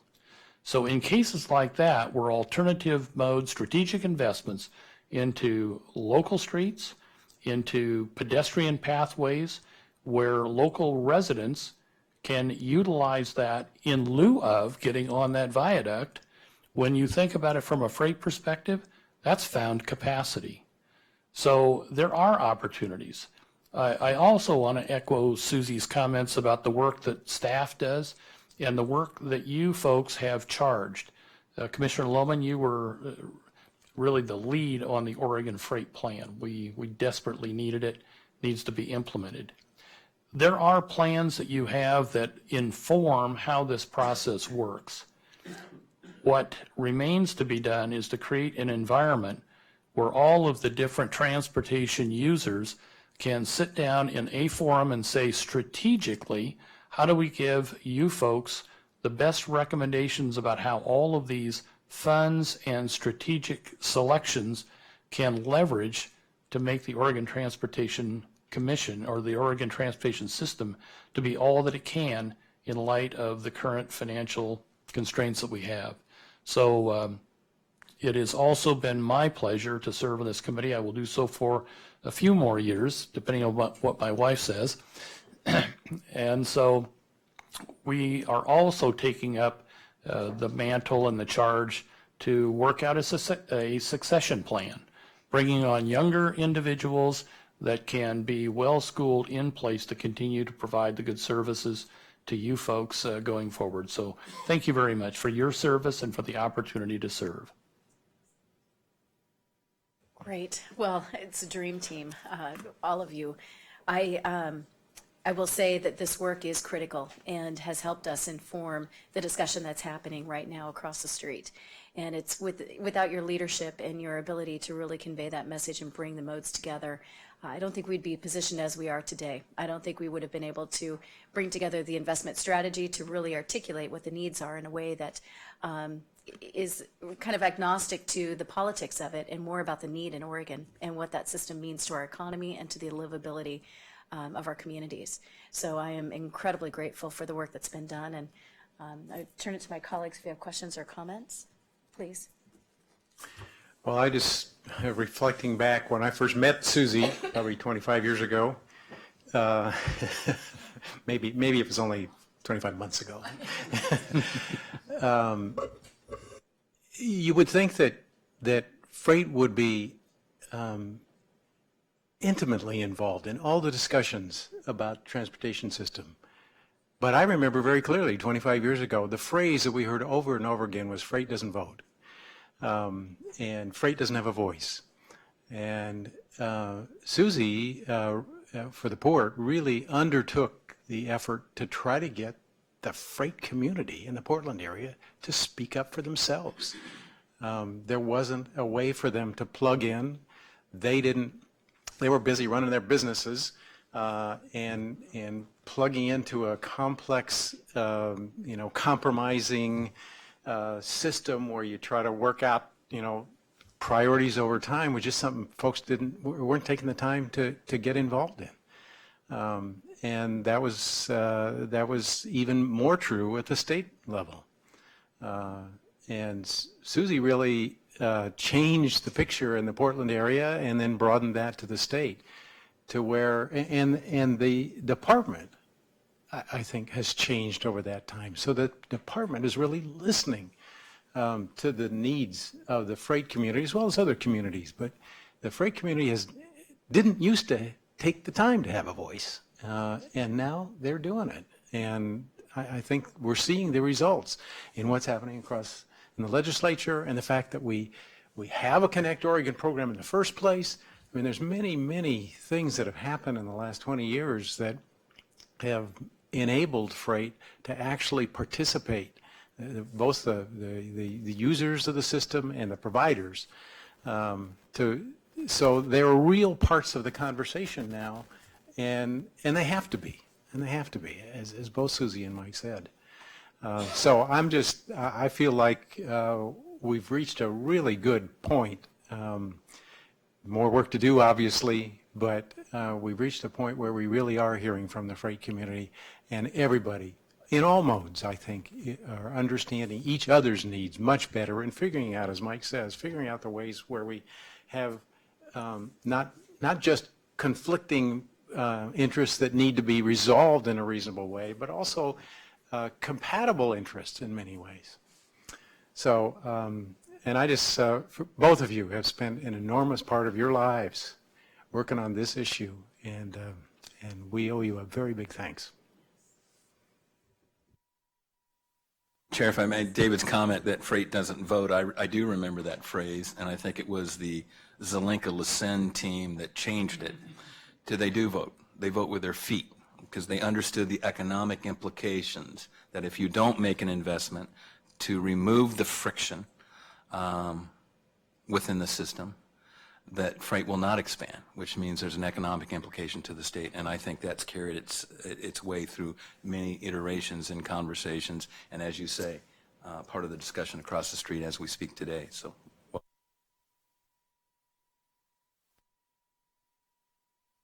Yeah, thanks for coming. I appreciate the updates and the input, and working with Odot staff. I appreciate that too, because it's always a big group when you have 32 members. The other comment, I don't think you were here when the Lower John Day Act came and spoke, and they talked about freight, and they talked about how trucks are avoiding congestion areas, and they make their own routes, which may or may not be safe. So I think we need to look at the 97 corridor. We need to look at how people get around, as well as, lower part of the Rogue Valley. It's you get into California, and what changes? We all know what changes, but if you just look on a map, you have no idea.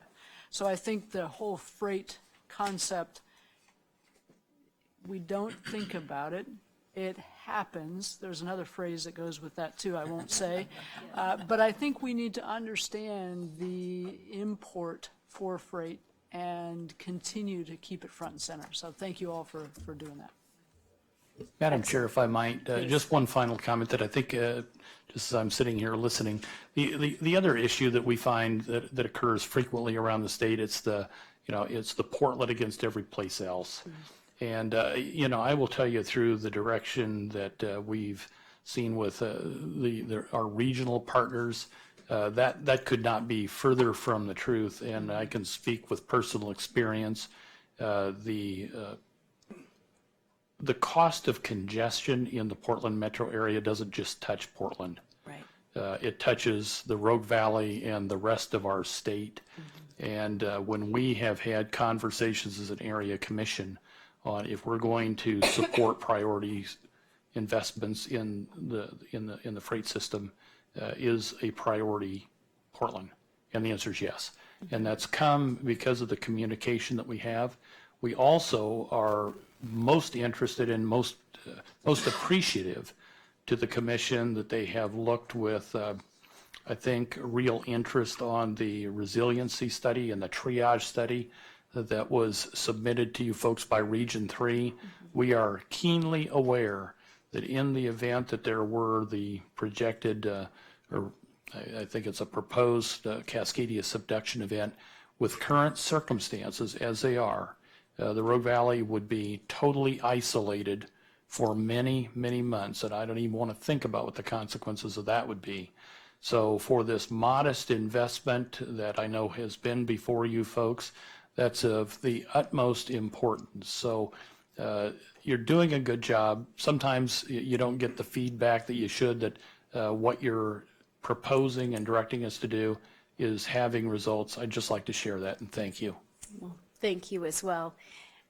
What you mentioned doesn't happen by chance.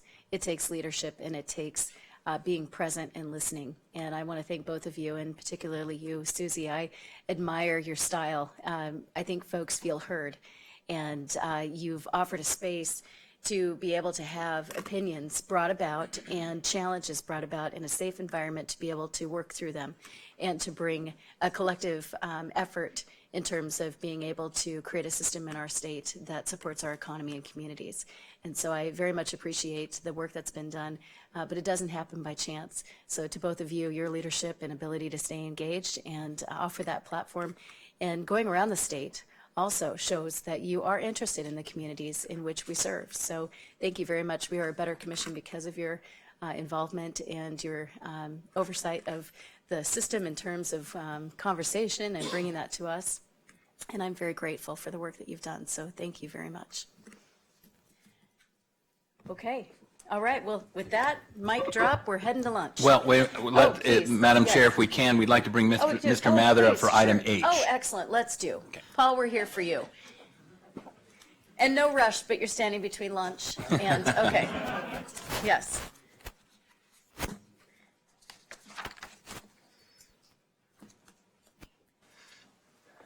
Yes, we want I will be brief, loose. Madam Chair. Paul Mather, Highway Division Administrator, here seeking approval to add a project to the 1518 STIP. This project is a bridge deck testing and sealing project that goes along with our phase 2 of our salt pilot.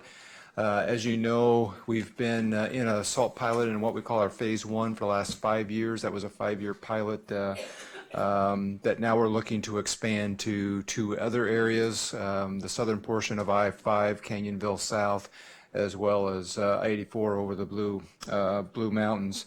We're not, in this pilot, we're not testing salt. We know salt works. It's demonstrated over and over again nationally. What we're really testing is our ability to use it in a very measured way, both in its quantity and the frequency that we use it.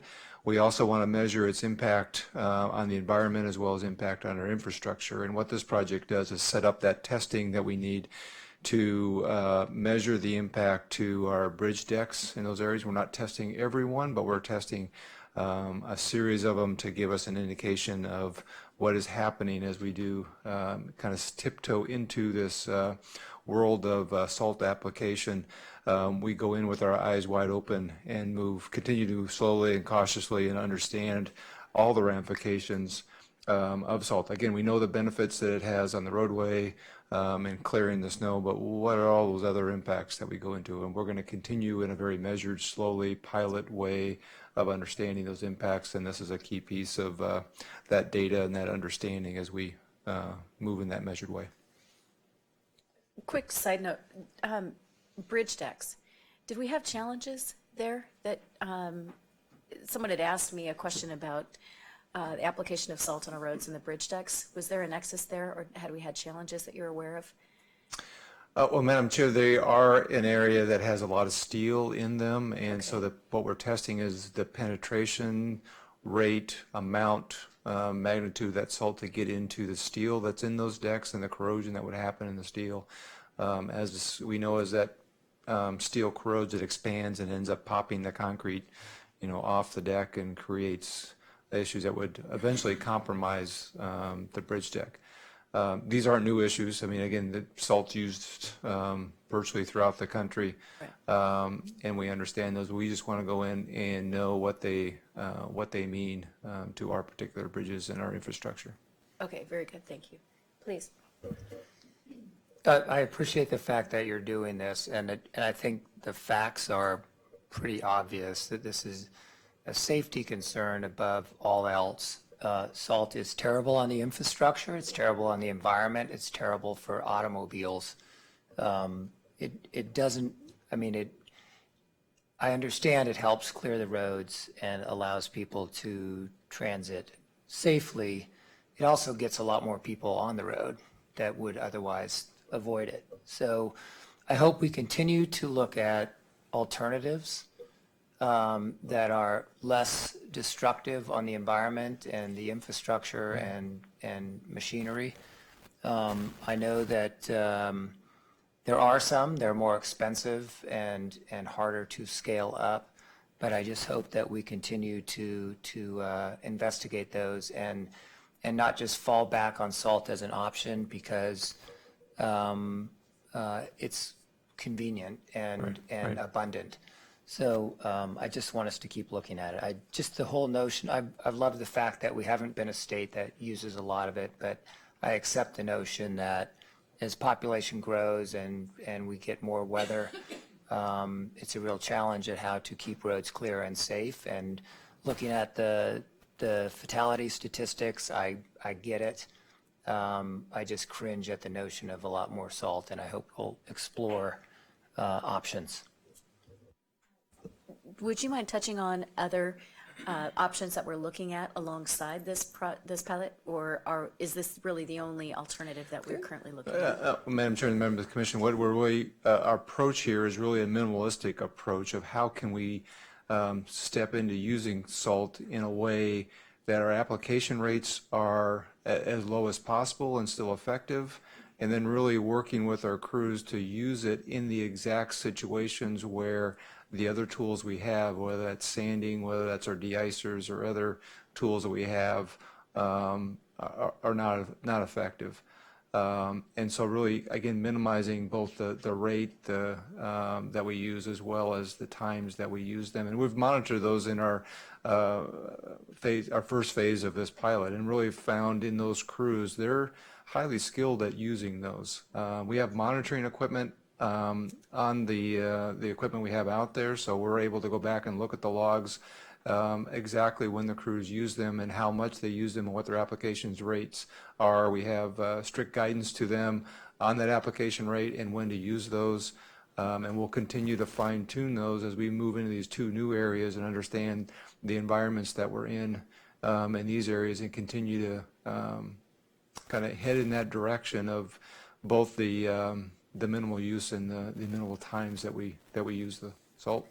And does it also include a cost-benefit analysis of the impact to infrastructure? Yeah, I think that's what we're trying to offsets? learn with this testing in this project. We'll know more what that is. Clearly, as you look strictly at the use of salt, it's extremely cheap, and you hold that up against our de-icers or other things, that's going to pencil out very well. But what are the long-term effects, either on the environment or infrastructure? That's what we're trying to understand, that element more deeply to have a fuller understanding of that relationship. Excellent, thank you. Please.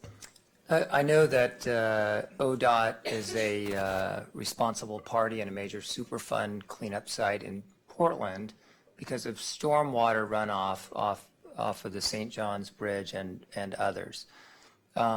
I would also ask that we look at the legal ramifications of doing this, and are we exposing ourselves to additional liability, to environmental damage, et cetera, going forward? I realize safety is paramount here, and I'm not trying to diminish that. But We've done that research, and really there's other states that have been sued in different areas and have had issues with that. Has largely been around their storage of the salt and getting into groundwater or other environmental concerns around the storage.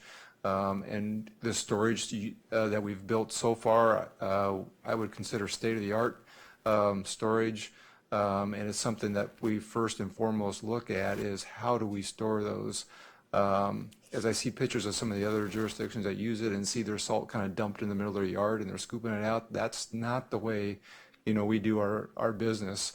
The facility we built in Jordan Valley for Highway 95 is an isolated, fully contained, fully covered, that the truck comes in, loads in the fully covered area that contains that salt in that environment, and we're very, very conscious of that as our greatest exposure area to impact the environment is that storage environment. I just think it'll be very difficult for us to limit these applications to pilots. I think the hunger among motorists will be, you guys need to salt everything everywhere. And anyway, We do, yeah, we feel that pressure. We feel pressure on both ends. This is a very divisive issue. We get a lot of fan mail on either side of this issue that we should be doing way, way more than we're doing, and we should never go into salt. So it's a very divisive issue, and again, why we step into this in a very measured, cautious way. Yeah, I appreciate that it's being thoughtfully considered, so thank you. I just want to second Commissioner O'Halloran's comments. I appreciate the fact that the department is tiptoeing into this, making sure that it's doing it in a responsible way. I know the pressure has been enormous, particularly after this last winter. And I think the only responsible thing for us to do is to be very cautious about it and understand what we're doing and quantify it to the extent we can. It's hard, I think, to quantify this. It's a little bit, to raise a sensitive topic, it's a little bit like studded tires. I know. It's hard to know exactly what it is costing us to allow that safety measure. And with respect to salt, it's hard to quantify the effect it's going to have on automobiles and the maintenance requirements and how fast they wear out. I lived in Michigan for a while, and there they were putting, in those days, I don't know if it's still true, but they were putting salt on the roads whenever it got below 35. I mean, it was just incredible. And that is, there's a lot of jurisdictions, especially in the Midwest, that's their go-to tool, their only tool. They put salt down as soon as they see snowflakes. Yeah. That's the opposite end of the spectrum where we want to be. Right.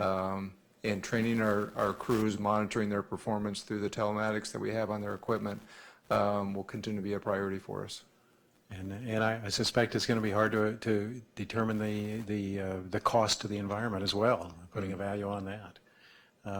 So I recognize we're going to be pushed, probably, as Commissioner O'Halloran says, pushed to do more and more of this. But at least we need to get the facts as much as we can and be very measured in the way we do it. Yeah. Other comments? Okay, I would look for direction here.